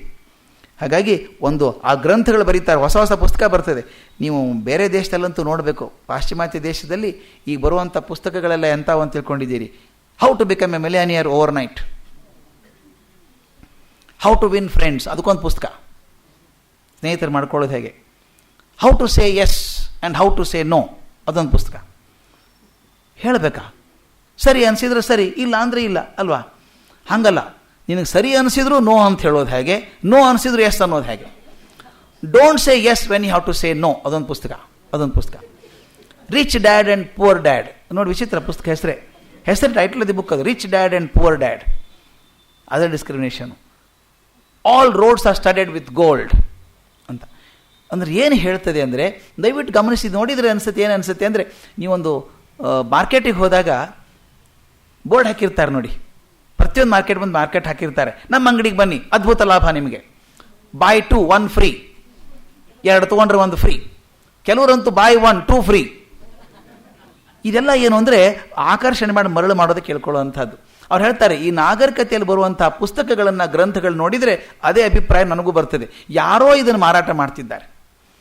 ಇದೊಂದು ನಾವು ಮೋಹಜಾಲದಲ್ಲಿ ಸಿಕ್ಕಾಕೊಂಡ್ಬಿಟ್ಟಿದ್ವಿ. ಇದು ಪ್ರಚಾರ ಮಾಡಿ ಅಂಗಡಿಗೆ ಹೋದಾಗ ಅದನ್ನು ತೊಗೋಬೇಕು ಇದನ್ನು ತೊಗೋಬೇಕು ಅನಿಸುತ್ತಲ್ಲ ನೋಡಿ. ಶಾಪಿಂಗ್ ಮಾಲಲ್ಲಿ ಭಾಳ ಚೆನ್ನಾಗಿರುತ್ತೆ. ಮೊದಲು ಹಳೆ ಅಂಗಡಿ ತುಂಬ ಚೆನ್ನಾಗಿತ್ತು. ಹಳೆ ಅಂಗಡಿಗೆ ಹೋದರೆ ಒಳಗಡೆ ಬಿಡ್ತಿರಲಿಲ್ಲ, ಒಳಗಡೆ ಶೆಟ್ರಿರೋರು ಕಟ್ಟೆ ಹಿಂದೆ ನಿಂತಿರಬೇಕು. ಏನು ಬೇಕೋ ಅಂತ ಕೇಳ್ತಿದ್ದ ಅವನು. ಕೇಳಿದಾಗ ನನಗೇನು ಬೇಕೋ ಅದು ಹೇಳ್ತಿದ್ದೆ, 2 kg ಬೆಲ್ಲ ಅದೆಲ್ಲ ಹೇಳಿ ತೊಗೊಂಬರ್ತಿದ್ವಿ, ಅಷ್ಟೇ, ಚಿಂತೆ ಮುಗಿದು ಹೋಗ್ತಿತ್ತು. ಅಂದರೆ ನನಗೇನು ಬೇಕೋ ಅದನ್ನು ಮಾತ್ರ ಕೊಂಡ್ಕೋತಾ ಇದ್ದೆ. ಈ ಶಾಪಿಂಗ್ ಮಾಲಿಗೆ ಹೋದಾಗ ಹೆಂಗಿರುತ್ತೆ ಹೇಳಿ, ಒಂದು ಟ್ರಾಲಿ ಇಟ್ಟಿರ್ತಾರೆ ಅವರು, ಚೀಲ ಪಾಲ ಬಿಟ್ಬಿಡಿ, ಒಂದು ಟ್ರಾಲಿ, ಅದೊಂದು ಸ್ಟೈಲ್ ಹಿಡ್ಕೊಂಡು ಹಿಂಗೆ ಹೋಗ್ತಾ ಇರೋದು. ಕಣ್ಣಿಗೆ ನೂರಾರು ಸಾಮಾನು ಕಾಣಿಸುತ್ತೆ. ನೀವು ವಿಚಾರ ಮಾಡಿ ಮನೆಗೆ ಬಂದು ನೋಡಿ, ನೀವೇನು ಕೊಂಡ್ಕೋಬೇಕು ಅಂತ ಹೋಗಿದ್ರೋ ಅದರ 3 ಪಟ್ಟು ಸಾಮಾನು ಕೊಂಡ್ಕೊಂಬಂದಿರ್ತೀವಿ. ಕಾಣಿಸುತ್ತಲ್ಲ, ಹೊಸ ಟೂತ್ಪೇಸ್ಟ್ ಬಂದಿದೆಯಲ್ಲ, ಇದು ಮೊನ್ನೆ ಟಿ ವಿಯಲ್ಲಿ ತೋರಿಸಿದ್ರಲ್ಲ, ತೊಗೊಂಡು ನೋಡೋಣ. ಮನೇಲಿ 2 ಟೂತ್ಪೇಸ್ಟ್ ಇದೆ, 3ನೇ ತಂದಿರ್ತೀವಿ. ಇದಕ್ಕೆ ಕೊಳ್ಳುಬಾಕ ಸಂಸ್ಕೃತಿ ಅಂತ. ಹೊಟ್ಟೆ ಬಾಕ ಅಂತ ಹೆಂಗೆ ಬಂತು ಹಂಗೆ ಕೊಳ್ಳುಬಾಕ ಸಂಸ್ಕೃತಿ ಅಂತ. ಕೊಂಡ್ಕೊಂಡು ಹಾಕೋದು, ಕನ್ಸ್ಯೂಮರಿಸಮ್ ತಂದು ಹಾಕೋ. ನೋಡಿ ಮಾರ್ಕೆಟಲ್ಲಿ ಎಷ್ಟು ಚೆನ್ನಾಗಿ ವ್ಯಾಪಾರ ಮಾಡ್ತಾರೆ ಗೊತ್ತಾ. ನೋಡಿ ಮೊದಲು ಒಂದೊಂದೇ ಸೋಪ್ ಇಡೋರು, ಈಗ 3 ಸೋಪ್ ಟೇಪ್ ಹಾಕಿಟ್ಟಿರ್ತಾರೆ, 3 ಫಾರ್ ದಿ ಕಾಸ್ಟ್ ಆಫ್ 2. ಹೌದಲ್ಲ, ಏನೋ ಹೇಳ್ತಾನೆ, ಈ ಸೋಪ್ ಕೊಂಡ್ಕೊಂಡ್ರೆ ಒಂದು ಬಾಲ್ ಪೆನ್ ಉಚಿತ. ಆ ಬಾಲ್ ಪೆನ್ ಏನು 3 ಸಾಲ ಬರೆಯಲ್ಲ ಅದು, ಆದರೆ ಬಾಲ್ ಪೆನ್ ಪ್ರೀತಿ ನನಗೆ ಬಂದ್ಬಿಡುತ್ತೆ, ಸಿಗ್ತದಲ್ಲ, ಫ್ರೀಯಾಗಿ ಸಿಗ್ತದಲ್ಲ. ಇದು ರೋಮಾಂಚವಾಗಿ ಮಾರುವಂಥದ್ದು ಇದೆಯಲ್ಲ, ಅಟ್ರಾಕ್ಟಿವ್ ಆಗಿ ಮಾರುವಂಥದ್ದು, ಅದಕ್ಕೆ ಹೇಳ್ತಾರೆ. ಇದು ನೋಡಿದಾಗ ಅಗದಿ ರೋಚಕತೆ ಅನಿಸುತ್ತಲ್ಲ. ಹಾಗಾದರೆ ನೀವೇನು ಹೇಳ್ತೀರಿ ಹೇಳಿ ನಾಗರಿಕತೆ ಬಗ್ಗೆ ಅಂತ ಗಾಂಧೀಜಿ ಕೇಳ್ತಾನೆ ಅವನು. ಸಂಪಾದಕ ಉತ್ತರ ಕೊಡೋದು ನೋಡಿ ಎಷ್ಟು ಚೆನ್ನಾಗಿದೆ, ಬ್ಯೂಟಿಫುಲ್. ಇದನ್ನು this is what I call, ಇದನ್ನು ಮೂಲಕ್ಕೆ ಹೋಗಿ ಅರ್ಥ ಮಾಡ್ಕೊಳ್ಳುವಂಥದ್ದು. ಯಾವ ಸ್ಥಿತಿಗೆ ನಾಗರಿಕತೆ ಅನ್ನುತ್ತಾರೋ ಮೊದಲು ಅದನ್ನು ಪರಿಶೀಲಿಸೋಣ. ಗಾಂಧಿ ಹೇಳೋದು, ನಾಗರಿಕತೆಯಲ್ಲಿ ಬದುಕುವ, ಈ ನಾಗರಿಕತೆ, ಹೊಸ ನಾಗರಿಕತೆಯಲ್ಲಿ ಬದುಕುವ ಜನರಿಗೆ ಶರೀರ ಸುಖವೇ ಬಾಳಿನ ಗುರಿ. ಎಷ್ಟು ಚೆನ್ನಾಗಿದೆ ನೋಡಿ. ಈ ಮಾಡರ್ನ್ ಸಿವಿಲೈಸೇಷನ್ ಅಂತ ಏನು ಬಂತು, ಇದು ಯಾಕೆ ನಮಗೆ ತೊಂದರೆ ಅನ್ನಿಸ್ತಾ ಇದೆ ಅಂದರೆ, ಇದರ ಗುರಿ ಅಂದರೆ ಶರೀರ ಸುಖ. ನಾವು ಮೊದಲು ಒಪ್ಕೊಂಡಿದ್ವಿ, ಗಾಂಧೀಜಿ ಹೇಳ್ತಾರೆ ನೋಡಿ ತಮ್ಮದರಲ್ಲಿ, ನಮ್ಮ 2 ದೃಷ್ಟಿ ಇದೆ, ಪೌರ್ವಾತ್ಯ ದೃಷ್ಟಿ ಒಂದು, ಪಾಶ್ಚಿಮಾತ್ಯ ದೃಷ್ಟಿ ಒಂದು. ಪಾಶ್ಚಿಮಾತ್ಯ ದೃಷ್ಟಿ ಹೇಳುವಂಥದ್ದು ಸುಖ ಹೊರಗಡೆ ಇದೆ ಅಂತ, ಸಂತೋಷ ಹೊರಗಡೆ ಇದೆ. ಕಾರ್ ಸಿಕ್ಕರೆ ಸಂತೋಷ, ಮನೆ ಕಟ್ಟಿದ್ರೆ ಸಂತೋಷ, ಪ್ರಮೋಷನ್ ಸಿಕ್ಕರೆ ಸಂತೋಷ, ಅವ್ರು ಬಂದರೆ ಸಂತೋಷ, ಅವ್ರು ಸಿಕ್ಕರೆ ಸಂತೋಷ ಅಂತ ಹೇಳೋದು. ಆದರೆ ಭಾರತೀಯ ಸಂಸ್ಕೃತಿಯಲ್ಲಿ ಸಂತೋಷ ಒಳಗಡೆ ಇದೆ ಅಂತ, ಒಳಗಡೆ ಸಂತೋಷ ಇದೆ. ಸಣ್ಣ ಮಗು, 4 ತಿಂಗಳ ಮಗು ತಾಯಿ ಕೈಯಲ್ಲಿ ನಗ್ತದಲ್ಲ, ನಕ್ಕಾಗಿ ಏನು ಪ್ರಮೋಷನ್ ಬೇಡಿತ್ತದು, ನಗ್ತದೆ. ಸಂತೋಷ ಒಳಗಡೆ ಇರುವಂಥದ್ದು, ಅದನ್ನು ನಾವು ಕಂಡುಕೋಬೇಕು ಅಂತ ಹಿಂದಕ್ಕೊಂದು ಹೇಳಿದ್ದೆ, ಭಾಳ ಅದ್ಭುತವಾದಂಥ ಕಥೆ ಅದು. ಒಂದು ಸಲ ಒಂದು ಊರಲ್ಲಿ ಆಕಾಶವಾಣಿ ಆಯ್ತಂತೆ, ಜೋರಾಗಿ. ಸಣ್ಣ ಊರು, ಆಕಾಶವಾಣಿ ಆಯಿತು. ನೀವೆಲ್ಲ ಭಾಳ ಒಳ್ಳೆಯವರು, ಭಗವಂತ ನಿಮ್ಮ ಮೇಲೆ ಪ್ರೀತಿ ಬಂದುಬಿಟ್ಟಿದೆ, ಆದ್ದರಿಂದ ನಿಮಗೇನೇನು ಬೇಕೋ ಬೇಡ್ಕೊಳ್ಳಿ, ನಿಮಗೇನಾದರೂ ಸಂತೋಷ ಆಗ್ತದೆ, ಆನಂದ ಸಿಗ್ತದೆ ಅಂತಿದೆಯಲ್ಲ, ಯು ಆರ್ ನಾಟ್ ಹ್ಯಾಪಿ ನಾವು, ಯಾರು ಸಂತೋಷವಾಗಿಲ್ಲ. ಸಂತೋಷ ಆಗ್ಬೇಕಾದ್ರೆ ಏನೇನು ಬೇಕೋ ಪಟ್ಟಿ ಮಾಡಿ ಭಗವಂತ ಕೊಟ್ಬಿಡ್ತಾನೆ ಅಂತ ಆಕಾಶವಾಣಿ. ಅಷ್ಟು ಈಸಿ ಸಿಗತ್ತಾ ಯಾವುದಾದ್ರೂ? ಅಷ್ಟು ಸುಲಭ ಸಿಗತ್ತಾ ಅಂತ ಏನು ಚಿಂತೆ ಇಲ್ಲ. ಆದ್ದರಿಂದ ಹಾಗಾದ್ರೆ ಕೇಳಿದ್ರು, ಜನ ಮನಸ್ಸು ಕೊಡಲಿಲ್ಲ. ಮತ್ತೆರಡು ತಾಸು ಬಿಟ್ಟು ಮತ್ತೊಮ್ಮೆ ಆಕಾಶವಾಣಿ ಆಯಿತು. ನೋಡಿ, ಆಗಳೇ ಹೇಳಿದ್ದೆ ನಾನು, ಕೇಳಿಸ್ಕೊಂಡಿಲ್ಲ ಅನಿಸುತ್ತೆ, ಇದು ಒಳ್ಳೆ ಲಾಸ್ಟ್ ಚಾನ್ಸ್ ನಿಮಗಿರುವಂಥದ್ದು. ಏನು ಮಾಡಬೇಕು? ನಿಮಗೆ ಏನು ಸಿಕ್ಕರೆ ಸಂತೋಷ ಆಗ್ತದೆ ಅಂತಿದೆಯಲ್ಲ, ಅದೊಂದು ಪಟ್ಟಿ ಮಾಡಿ, ಒಂದು ಕಾಗದದಲ್ಲಿ ಪಟ್ಟಿ ಮಾಡಿ, ಏನೇನು ಬೇಕು ಸಂತೋಷ ಸಿಗಬೇಕಾದ್ರೆ ಬರೀರಿ. ಬರೋದು ರಾತ್ರಿ 12 ಗಂಟೆಗೆ ಊರ ಹೊರಗೆ ಒಂದು ಆಲದ ಮರ ಇದೆ, ಆಲದ ಮರದ ಆಚೆಗೆ ಆ ಕಾಗದ ಒಗೆದು ಬಂದುಬಿಡಿ. ನಿಮ್ಮ ಹೆಸರು ಅಡ್ರೆಸ್ ಬರೀಬೇಕು, ಮತ್ತೆ ಹೆಸರು ಅಡ್ರೆಸ್ ಬರೋದು ಆ ಕಾಗದ ಆ ಕಡೆ ಎಸೆದು ಬಂದುಬಿಡಿ. ಬೆಳಗ್ಗೆ ಆಗೋದ್ರೊಳಗೆ ನೀವೇನು ಅಪೇಕ್ಷೆ ಮಾಡಿದೆ ಎಲ್ಲ ಸಿಕ್ಬಿಡ್ತದೆ, ಭಗವಂತ ಸಂತೋಷ ಆಗಿದ್ದ ನಿಮ್ಮ ಮೇಲೆ ಅಂತ. ಜನ ಅಂದರು ಏನೋ ಉಚಿತನ ಅಂದರು. ಆನಂತರ ಮತ್ತೊಂದು ಸಾಯಂಕಾಲ ಹೊತ್ತಿ ಮತ್ತೊಂದು ಅನೌನ್ಸ್ಮೆಂಟ್ ಆಯಿತು, ಇದು ಕಡೆ ಸಲ ಹೇಳ್ತಾ ಇದ್ದೀವಿ, ಭಗವಂತನ ಪ್ರೇರಣೆ ಆಗಿದೆ, ಏನೇನು ಬೇಕೋ ಲಿಸ್ಟ್ ಮಾಡಿ, ಮುಂದೆ ಚಾನ್ಸ್ ಸಿಗೋಲ್ಲ ನಿಮಗೆ. ಜನ ಸೀರಿಯಸ್ ಆಗಿ ತೊಗೊಂಡ್ರು. ಓಹೋ ಹೋ ಹೋ, ಹಾಗಾದರೆ ಲಿಸ್ಟ್ ಮಾಡೋದು ವಾಸಿ. ಕೆಲವರು ಪೇಪರ್ ಹಿಡ್ಕೊಂಡು ಬರೆದ್ರಂತೆ, ಇಂಥ ಮನೆ ಇರಬೇಕು, ಇಷ್ಟು ರೂಮ್ ಇರಬೇಕು, ಈ ಪೇಂಟ್ ಆಗಿರಬೇಕು, ಹೊರಗಡೆ ಎಲಿವೇಶನ್ ಹಿಂಗಿರಬೇಕು. ಕೆಲವರಂತೂ ಪೇಪರಲ್ಲ ರಿಜಿಸ್ಟರ್ ತೊಗೊಂಡ್ರು. ಎಲ್ಲರೂ ಕೇಳಿ ಕೇಳಿ ಬರೆದ್ರಂತೆ, ಏನೇನಿದೆ ಸಂತೋಷ ಆಗ್ತದೆ ಅಂತ ಬರೆದು ಒಂದು ಅಡ್ರೆಸ್ ಎಲ್ಲ ಬರೆದು ತೊಗೊಂಡು ಹೋಗಿ ರಾತ್ರಿ 12 ಗಂಟೆ ದೊಡ್ಡ ಕ್ಯೂ ಆ ಕಡೆ. ದಾರಿಲಿ ಒಬ್ಬ ಭಿಕ್ಷಕ ಕೂತಿದ್ದಂತೆ. ನೀನು ಬರೆಯೋ, ಜನ್ಮ ಎಲ್ಲ ಹಿಂಗೆ ಹೋಯ್ತು ನಿಂದು, ಲಾಸ್ಟ್ ಚಾನ್ಸ್ ನಿನಗೂ, ಒಂದು ಕಾಗದ ಕೊಡ್ಲಾ, ಬರೆಯೋಕೆ ಬರೆದು ನಾನು ಬರ್ಕೊಡ್ತೀನಿ ನಿನಗೆ, ಬರೀ ನಿನಗೇನು ಬೇಕು ಬರೀ, ಆ ಕಡೆ ಹಾಕಿ ಬಂದ್ಬಿಡೋಣ. ಅವನು ಸೊನ್ನಕ್ಕಂತ ನೀವು ಹೋಗಿ ಸ್ವಾಮಿ ಅಂದ ಅವನು. ಇವರೆಲ್ಲ ಹೋದರು, ಬರೆದು ಹಾಕಿ ಬಂದರು. ಅವರಿಗೆ ಬೆಳಗ್ಗೆ ನಿದ್ದೆ ಬರೋಕ್ಕೆ ಸಾಧ್ಯ ಇದೆಯಾ? ಬೆಳಗ್ಗೆ ಆಗಿಬಿಡುತ್ತೆ ಅಂದರೆ ಕಣ್ಣು ಬಿಟ್ಕೊಂಡು ಹಿಂಗೆ ಕೂತಿದ್ರಂತೆ. ಅದೇನು ಭಗವಂತನ ದಯನೋ, ಎಲ್ರಿಗೂ ಗಾಢವಾದ ನಿದ್ದೆ ಬಂದ್ಬಿಡ್ತು, ಎಚ್ಚರವೇ ಇಲ್ಲ. ಬೆಳಗ್ಗೆ ಎಚ್ಚರ ಆಗಿ ನೋಡ್ತಾರೆ, ಕಣ್ಣು ತೆಗೆದು ನೋಡ್ತಾರೆ, ಆಶ್ಚರ್ಯ. ಅವ್ರು ಏನು ಹೇಳಿದ್ರು ಅದಿದೆ ಮನೆ ಒಳಗಡೆ. ಮನೆ ಒಳಗೆ ಯಾವ ಪೇಂಟ್ ಇದೆ ಆ ಪೇಂಟ್ ಕೂಡ ಅದೇ ಇದೆ. ಭಾಳ ಚೆನ್ನಾಗಾಯ್ತಲ್ಲ. ಮನೆ ನೋಡ್ತಾ ದೊಡ್ಡ ಮನೆ, ಮೊದಲು ಸಿಂಗಲ್ ಬೆಡ್ರೂಮ್ ಇದ್ದಿದ್ದು 3 ಬೆಡ್ರೂಮ್ ಆಗಿಬಿಟ್ಟಿದೆ. ಏನು ದೊಡ್ಡದಾಯ್ತಲ್ಲ ಇದು ಮನೆ. ಹೊರಗಡೆ ಹೇಗಿದೆ ಎಲಿವೇಶನ್ ನೋಡಬೇಕಲ್ಲ, ಪಾಪ ನಮ್ಮ 30-40 ಸೈಟು 3 ಬೆಡ್ರೂಮ್ ಆದ್ರ ಗತಿ ಏನು ಅಂತೇಳಿ ಹೊರಗಡೆ ಹೋದ್ರಂತೆ. ನೋಡಿದರೆ ಏನು ಡಿಸೈನ್ ಮಾಡಿಸಿದ್ರಲ್ಲ ಇವರು ಆರ್ಕಿಟೆಕ್ಟ್, ಅದೇ ಡಿಸೈನು, ಅದೇ ಎಲಿವೇಶನ್. ಏನು ಸಂತೋಷ ಮಿಸಿಮೀರ್ ಹೋಯ್ತು. ನೋಡಿದ್ರೆ ಮನೆ ಮುಂದೆ 2 ಕಾರು, ಯಾವ ಕಾರ್ ಹೇಳಿದ್ರು ಅದೇ ಬ್ರ್ಯಾಂಡು, ಅದು ನಿಂತ್ಕೊಂಡಿದೆ. ಸಂತೋಷ ಆಗದೆ ಇರುತ್ತಾ? ಸಂತೋಷ ಕುಣಿದಾಡ್ಬಿಟ್ರಂತೆ. ಸಂತೋಷ 10 ನಿಮಿಷ ಮಾತ್ರ ಇತ್ತಂತೆ. ಬಲಕ್ಕೆ ತಿರುಗಿ ನೋಡಿದವನು, ಅಯ್ಯೋ ನಾನು ಕೇಳೋದು ಕೇಳಿ 2 ಕಾರ್ ಕೇಳಬೇಕು, ಅವ್ರು ನೋಡಿ 4 ಕೇಳಿದ್ದಾರೆ, 4 ಕೇಳೋದಕ್ಕೆ ತೊಂದರೆ ಐತ್ರಿ ನಿಮಗೆ, ಅವ್ರು 4 ಕೇಳಿದ್ದಾರೆ ನೋಡ್ರಿ. ನಂದು ಬುದ್ಧಿ ಸರಿ ಇಲ್ಲ. ಛೇ ನೋಡಿ, ಈ ಎಲಿವೇಶನ್ ಹಿಂಗಿದೆ, ಅವ್ರದ್ದೇ ಚೆನ್ನಾಗಿದೆ ನೋಡಿ. ಟೆರೇಸ್ ಹೆಂಗೆ ಮಾಡಿ, ಟೆರೇಸ್ ಗಾರ್ಡನ್ ಮಾಡ್ಕೊಂಡಿದ್ದಾರೆ, ಟೈಮ್ ಸಾಲಿಲ್ಲ ನೋಡ್ರಿ. ಹಿಂದೆ ನಮಗೆ ಇನ್ನೊಂದು ಬರಿಬೋದಾಗಿತ್ತು. ಹಿಂತಿರುಗಿ ನೋಡಿದ್ರಂತೆ, ಎದುರುಗಡೆ ಮನೆ, ಇಷ್ಟೇ ಮನೆ ಇತ್ತು ಮೊದಲು, ಇಷ್ಟು ದೊಡ್ಡದಾಗ್ಬಿಟ್ಟಿದೆ. 30-40 ಸೈಟ್ ಹೋಗಿ 100/120 ಆಗಿಬಿಟ್ಟಿದೆ. ಮುಂದೆ ತೋಟ, ಫೌಂಟನ್ ಬೇರೆ, ಕಾರಂಜಿ ಬೇರೆ ಅಂದರು. ನಾನು ನೋಡ್ರಿ, ನಮ್ಮ 30-40 ಸೈಟು, ನಾನು ದೊಡ್ಡದು ಕೇಳಬೇಕು ಅಂತ ತಲೆಗೆ ಬರಲಿಲ್ಲ. ಕೇಳೋದು ಕೇಳಿ 100, 120, 200 ಕೇಳಿದರೆ ನಾವು ತೋಟ ಮಾಡ್ಕೊಂಡು ಇರ್ಬೋದಾಗಿತ್ತಲ್ಲ ಅಂತ ಎಲ್ಲರೂ ಕೊರಗೋಗಿ ಶುರು ಮಾಡಿದ್ರಂತೆ. ಆ ಭಿಕ್ಷುಕ ಇದ್ದ, ನೀನೇನು ಕೇಳ್ಕೊಂಡ್ಯೋ ಅಂದ. ನಾನೇನು ಕೇಳ್ಕೊಳ್ಳಿಲ್ಲ ಸ್ವಾಮಿ ಅಂದಂತ. ದಡ್ಡ ನೋಡಿ, ನಮಗೆಲ್ಲ ಸಿಕ್ಬಿಟ್ಟಿದೆ. ಅವ್ನು ಹೇಳಿದಂತೆ, ನೋಡಿ ನಾನು ನಿನ್ನೆ ಬೆಳಗ್ಗೆನೂ ಸಂತೋಷವಾಗಿದ್ದೆ, ಈಗೂ ಸಂತೋಷವಾಗಿದ್ದೇನೆ. ನೀವು ನಿನ್ನೆನೂ ಸಂತೋಷವಾಗಿರಲಿಲ್ಲ, ಈಗೂ ಸಂತೋಷ ಆಗಿಲ್ಲ. ಸಂತೋಷ ಮತ್ತೊಬ್ಬರು ಹೋಲಿಸ್ಕೊಂಡು ಬರ್ಕೊಂಡದ್ದು. ಅದಕ್ಕೆ ಹೇಳ್ತಾರೆ, ಎಲ್ಲಿವರೆಗೂ ನನಗೆ ಅದು ಬೇಕು ಇದು ಬೇಕು ಅಂತ. ಅಷ್ಟೇ ಚೆನ್ನಾಗಿ ಹೇಳ್ತಾರೆ ನೋಡಿ. ಶರೀರ ಸುಖವೇ ಬಾಳಿನ ಗುರಿ, ಇದೇ ಅದರ ಲಕ್ಷಣ. ಶರೀರ ಸುಖವೇ ಪುರುಷಾರ್ಥ, ಇದರಿಂದ ಹೊರಟಂಥದ್ದು. ಅದೇ ಉದಾಹರಣೆ ಬರೀತಾರೆ ನೋಡಿ. ಯುರೋಪಿನಲ್ಲಿ ಹಿಂದೆ 100 ವರ್ಷಕ್ಕೆ ಮೊದಲು ಮನೆಗಳು ಚೆನ್ನಾಗಿರಲಿಲ್ಲ, ಈಗ ಬಹಳ ಉತ್ತಮವಾಗಿದೆ. ಮೊದಲು ಜನ ತೊಗಲು ಸುತ್ತಕೋತಾ ಇದ್ದರು, ಈಗೆಲ್ಲ ಒಳ್ಳೊಳ್ಳೆ ಬಟ್ಟೆ ಬಂದಿದೆ, ಉದ್ದನೆ ಶರಾಯಿ ತೊಡುತ್ತಾರೆ, ಹಲವು ಬಗೆಯ ಉಡುಪುಗಳನ್ನು ಧರಿಸುತ್ತಾರೆ. ಭಲ್ಲೆ ಬರ್ಚಿ ಇತ್ತು ಮೊದಲು, ಅದರ ಬದಲಾಗಿ ಈಗ ರಿವಾಲ್ವರ್ ಬಂದುಬಿಟ್ಟಿದೆ, ಚೆನ್ನಾಗಿದೆ ಈಗ. ಅನ್ನೊಂದು, ಮೊದಲು ಯಾವನು ಬರಿಗಾಲ ಅಡ್ಡಾಡ್ತಿದ್ನಲ್ಲ, ಅವನೀಗ ಬೂಟ್ ಹಾಕ್ಕೋತಾನೆ, ಡ್ರೆಸ್ ಹಾಕ್ಕೋತಾನೆ ಅಂದ ತಕ್ಷಣ ನೋಡಿ ಸಿವಿಲೈಸ್ಡ್.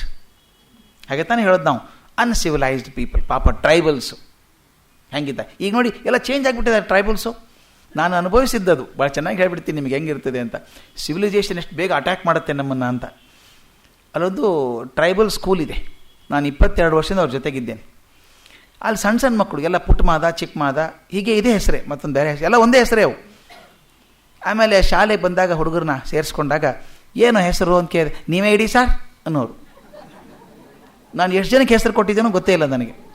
ಹೆಸರು ನಾನೇ ಇಡೋದು. ತೊಟ್ಲಲ್ಲಿ ಹಾಕೋ ವಯಸ್ಸಿರಲಿಲ್ಲ, ಅವರು ದೊಡ್ಡವರು ಇದ್ದರು, ಆದರೂ ಹೆಸರು ಇಡೋದು. ಬಂದು ಏನು ಹೆಸರು ಇಡಬೇಕಪ್ಪ, ನಿನ್ನ ಹೆಸರು ನಾಗೇಶ್ ಅಂತ ಇಡೋಣ, ಆಯಿತು ಸರ್. ಏನು ಕೇಳಿದ್ರು ಆಯಿತು ಸರ್. ಈಗೆಲ್ಲ ಹೆಸರು ಅದೇ ಇದೆ ಅವ್ರದ್ದೆಲ್ಲ, ನಾನು ಕೊಟ್ಟ ಹೆಸರೇ ಇದೆ ಸುಮಾರು ಜನಕ್ಕೆ. 2 ವರ್ಷ ಕೊಟ್ಟೆ. 3ನೇ ವರ್ಷ ಹೊತ್ತಿಗೆ ಒಂದು ಪುಟ್ಟ ಹುಡುಗಿ ಬಂತು. ಪುಟ್ಟ ತಾಯಿಯೋ ಚಿಕ್ಕ ತಾಯಿಯೋ ಅಂತ ಹೆಸರು ಹುಡುಗಿದು, ಚಿಕ್ಕ ತಾಯಿ ಅಂತ. ಏನು ಹೆಸರು ಕೊಡಬೇಕಮ್ಮ ನಿನಗೆ, ಸರಸ್ವತಿ ಅಂತ ಕೊಡ್ಲಾ ಅಂತ ಕೇಳಿದೆ ಪ್ರೀತಿಯಿಂದ. ಅಲ್ಲಿವರೆಗೂ ಯಾವ ಹುಡುಗ ಹುಡುಗಿ ಕೂಡ ಬೇಡ ಸಾರ್ ಅಂತಿರಲಿಲ್ಲ. ಹ್ಞೂ ಸಾರ್, ಚೆನ್ನಾಗಿದೆ ಸಾರ್ ಅನ್ನೋರು ಇಟ್ಕೊಂಡು ಹೋಗ್ತಿದ್ರು. ಈ ಹುಡುಗಿಗೆ ನಿನ್ನ ಹೆಸರು ಸರಸ್ವತಿ ಅಂತ ಇಡ್ಲಮ್ಮ ಅಂತ ಕೇಳಿದೆ. ಬೇಡ ಸಾರ್ ಅಂದ್ಲು.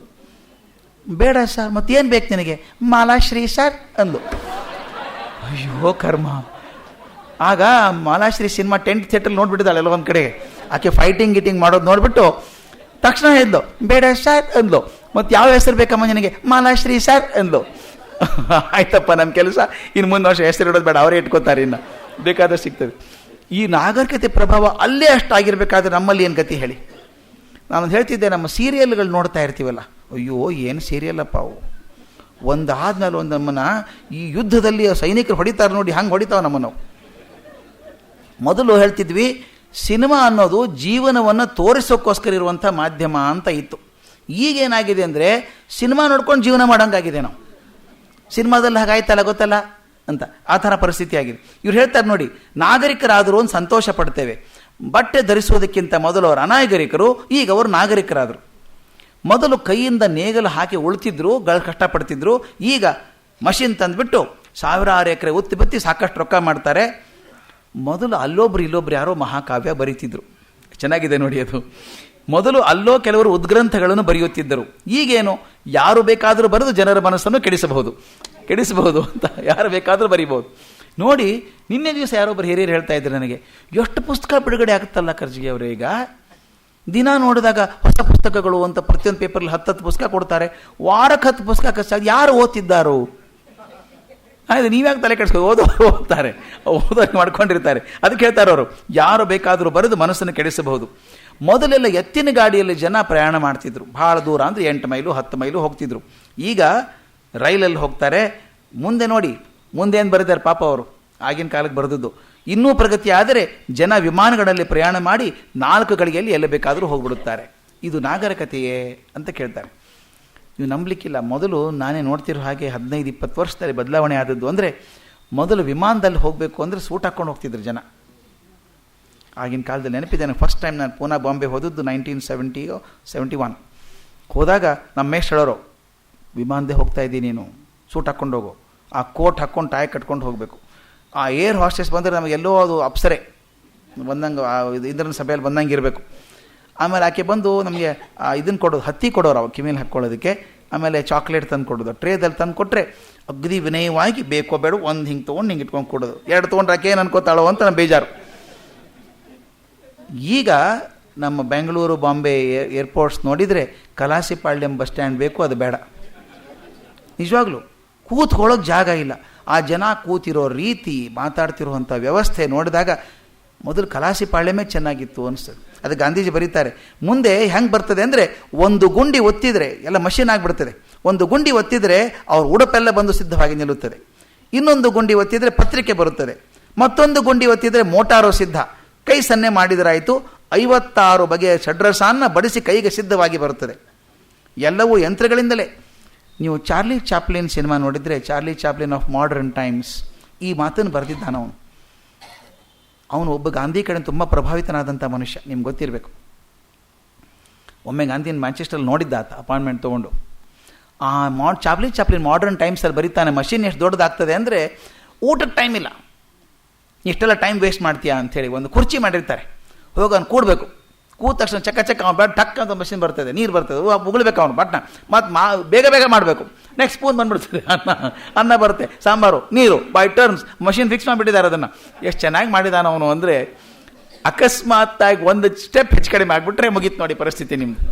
ನೀರು ಬರುವಾಗ ಮತ್ತೇನು ಬರ್ತದೆ, ಮತ್ತೇನು ಬರ್ತದೆ, ಅವನ ಮುಖಕ್ಕೆಲ್ಲ ಮೆತ್ಕೊಂಡು ಹೋಗ್ಬಿಡ್ತದೆ. ಯಾಕಂದರೆ ಇಂಡಸ್ಟ್ರಿಯಲೈಸೇಷನ್, ದೊಡ್ಡದಾಗಬೇಕಲ್ಲ, ಜಾಸ್ತಿ ಮಾಡಬೇಕು, ಪ್ರೊಡಕ್ಷನ್ ಜಾಸ್ತಿ ಆಗಬೇಕು. ಇವ್ರು ನಿಧಾನಕ್ಕೆ ಊಟಕ್ಕೆ ಹೋಗ್ಬಿಟ್ಟು 45 ನಿಮಿಷ ಎಷ್ಟು ವೇಸ್ಟ್ ಆಗ್ತದೆ ನೋಡಿ. ಮಷಿನ್ ಮಾಡಿಬಿಟ್ಟಿದ್ದಾರೆ ಅದಕ್ಕೆ. ಇವನು ಹೋಗಿ ಕೂತ್ಕೊಂಡು ಬಟನ್ ಒತ್ತಿದ ತಕ್ಷಣ ಚಕ್ ಚಕ್ ಚಕ್ ಚಕ್ ಚಕ್ ಚಕ್ ಬರ್ತದೆ, ತಿನ್ನಬೇಕು, ಬೆಲ್ಲ ಆದ ತಕ್ಷಣ ಇಳಿಬೇಕು, ಹೋಗಬೇಕು. ಅದನ್ನು ಗಾಂಧೀಜಿ ಯಾವಾಗ ಬರ್ದಿದ್ದಾರೆ ನೋಡಿ. ಅದನ್ನು ನೋಡಿ, ಎಲ್ಲವೂ ಯಂತ್ರಗಳಿಂದಲೇ. ಮೊದಲು ಕದನ ಮಾಡಲು ಮಲ್ಲ ಯುದ್ಧ ಮಾಡುತ್ತಿದ್ದರು ಜನ.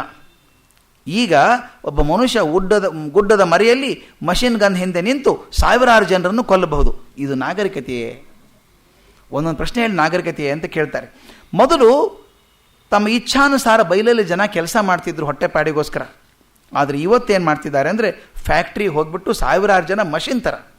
ಅವ್ರು ನೋಡಿದ್ರೆ ಸಾಯಂಕಾಲ ಬಂದರೆ ಈ ಇದಿರ್ತಲ್ಲ, ಗಾಣದಲ್ಲಿ ಹಾಕಿರ್ತೀವಿ ನೋಡಿ, ಈ ಕಬ್ಬಿನ ಹರಸ ತೆಗಿತಾರಲ್ಲ, ಆ ಜಲ್ಲೆ ಒಳಗೆ ಹಾಕಿ ಹಿಂಗೆ ತಿರುಗಿ ಒಮ್ಮೆ ತೆಗೆಯಲ್ಲ, ಅವ್ನು ಮತ್ತೆ ಮಡಿಸ್ತಾನೆ, ಮಡಿಚಿ ಹಿಂಗೆ ಹಾಕ್ತಾನೆ, ಮತ್ತೊಂದು ಸಲ ಹಾಕ್ತಾನೆ. ಆ ಕಡೆ ಹೊರಗೆ ಬಂದರೆ ಹೇಗಿರ್ತಾವೋ ಜಲ್ಲೆ, ಮನುಷ್ಯರು ಹಾಗಾಗಿರ್ತಾರೆ ಸಾಯಂಕಾಲ ಬರೋ ಹೊತ್ತಿಗೆ ಫ್ಯಾಕ್ಟ್ರಿಯಿಂದ ಅಂತ. ಆ ಥರ ಜನ ಗುಲಾಮರಾಗಿದ್ದಾರೆ. ಇನ್ನೊಂದು, ಹಿಂದೆ ಕಂಡು ಕಾಣದಿದ್ದ ರೋಗಗಳೆಲ್ಲ ಬಂದ್ಬಿಟ್ಟಿದ್ದಾವೆ ಈಗ ನೋಡಿ. ಆಗಿದ್ದ ರೋಗ ಈಗೆಲ್ಲ ಬೇರೆ ಬೇರೆ ರೋಗಗಳೇ, ಹೆಸರೇ ಗೊತ್ತಿಲ್ಲ, ಉತ್ತರ ಗೊತ್ತಿಲ್ಲ. ಈಗ ಡಾಕ್ಟರ್ ಹೇಳ್ತಾರೆ we don't know the medicine for it. ಮೆಡಿಸಿನೇ ಗೊತ್ತಿಲ್ಲ ಅವಕ್ಕೆಲ್ಲನೂ. ಅವಕ್ಕೆ ಚಿಕಿತ್ಸೆ ಮಾಡಲು ಡಾಕ್ಟರ್ ಸೈನ್ಯವೇ ಹೆಚ್ಚಾಗಿದೆ, ಆಸ್ಪತ್ರೆಗಳು ಬಂದಿವೆ. ಇದು ನಾಗರಿಕತೆಯ ಗುರುತೇ ಇದು. ಮೊನ್ನೆ ದಿವಸ ಒಬ್ಬರು ಸ್ವಾಮಿಗಳು ಅಲ್ಲಿ ಹಾಸ್ಪಿಟ್ಲ್ ಇನಾಗ್ರೇಷನ್ ಮಾಡಬೇಕಾಗಿತ್ತು. ಅವ್ರು ಇನಾಗ್ರೇಷನ್ ಮಾಡೋಕ್ಕೆ ಭಾಳ ಕಷ್ಟ ಆಯಿತು ಅವರಿಗೆ. ಇಂಥವು ಸಾಕಷ್ಟು ಬೆಳೀಲಿ ಅನ್ಬೇಕಾ? ಆಸ್ಪತ್ರೆ ಉದ್ಘಾಟನೆ ಮಾಡಿ ನಿಮಗೆ ಚೆನ್ನಾಗಿ ಪ್ರಾಕ್ಟೀಸ್ ಆಗಲಿ ಅಂತ ಜನ ರೋಗ ಬೀಳಿ ಅಂದಂಗೆ ಆಯ್ತಲ್ಲ.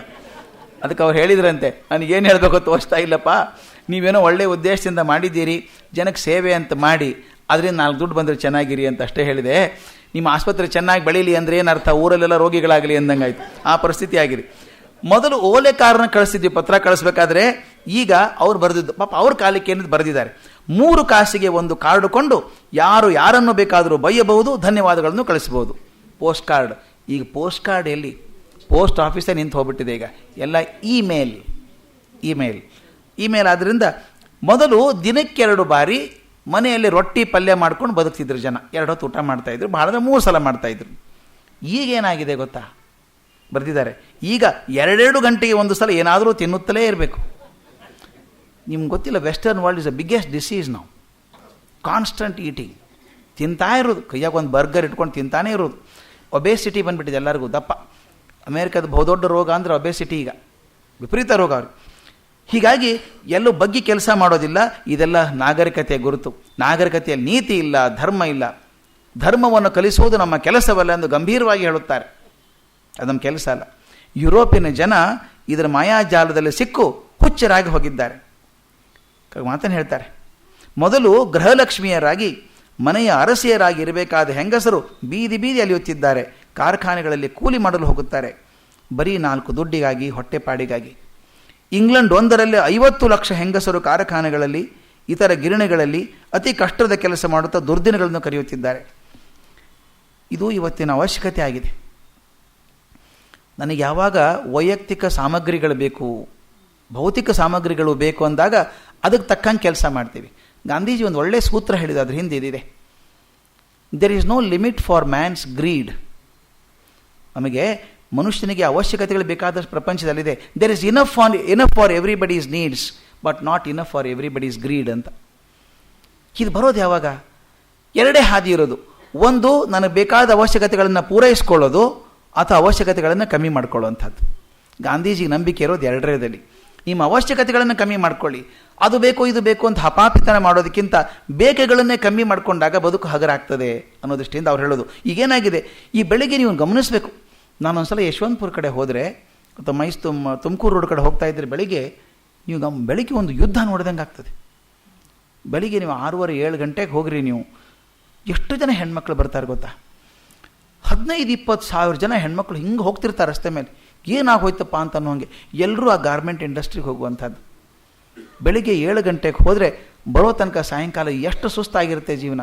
ಯಾಕೆ? ಗಳಿಸ್ಬೇಕು, ದುಡ್ಡು ಬೇಕಲ್ಲ. ದುಡ್ಡು ಬೇಕು, ಬದುಕಲಿಕ್ಕೆ ಮನೆ ಬೇಕು. ಅದು ಒಂದಕ್ಕೊಂದು ಇದ್ಕೊಳ್ಳೋಂಥದ್ದು. ಅದಕ್ಕೆ ಹೇಳ್ತಾರೆ ಸೊಲ್ಯೂಷನ್ ಏನು ಅಂತ. ನಾವು ತಾಳ್ಮೆಯಿಂದ ಇದ್ದರೆ ಈ ನಾಗರಿಕತೆ ತನ್ನ ಬೆಂಕಿಗೆ ತಾನೇ ಸುಟ್ಟು ಬೂದಿಯಾಗುತ್ತದೆ ಎಂದು ಮೊಹಮ್ಮದ್ ಪೈಗಂಬರ್ ಹೇಳುತ್ತಾರೆ. ಇದನ್ನು ಸೈತಾನಿ ನಾಗರಿಕತೆ ಎಂದರು ಅವರು. ಸೈತಾನಿ ನಾಗರಿಕತೆ ಅಂತ ಮೊಹಮ್ಮದ್ ಪೈಗಂಬರ್ ಹೇಳಿದರು. ಹಿಂದೂ ಧರ್ಮ ಇದನ್ನು ಕಲಿಯುಗ ಅಂತ ಕರೆಯುತ್ತಾ ಇದೆ.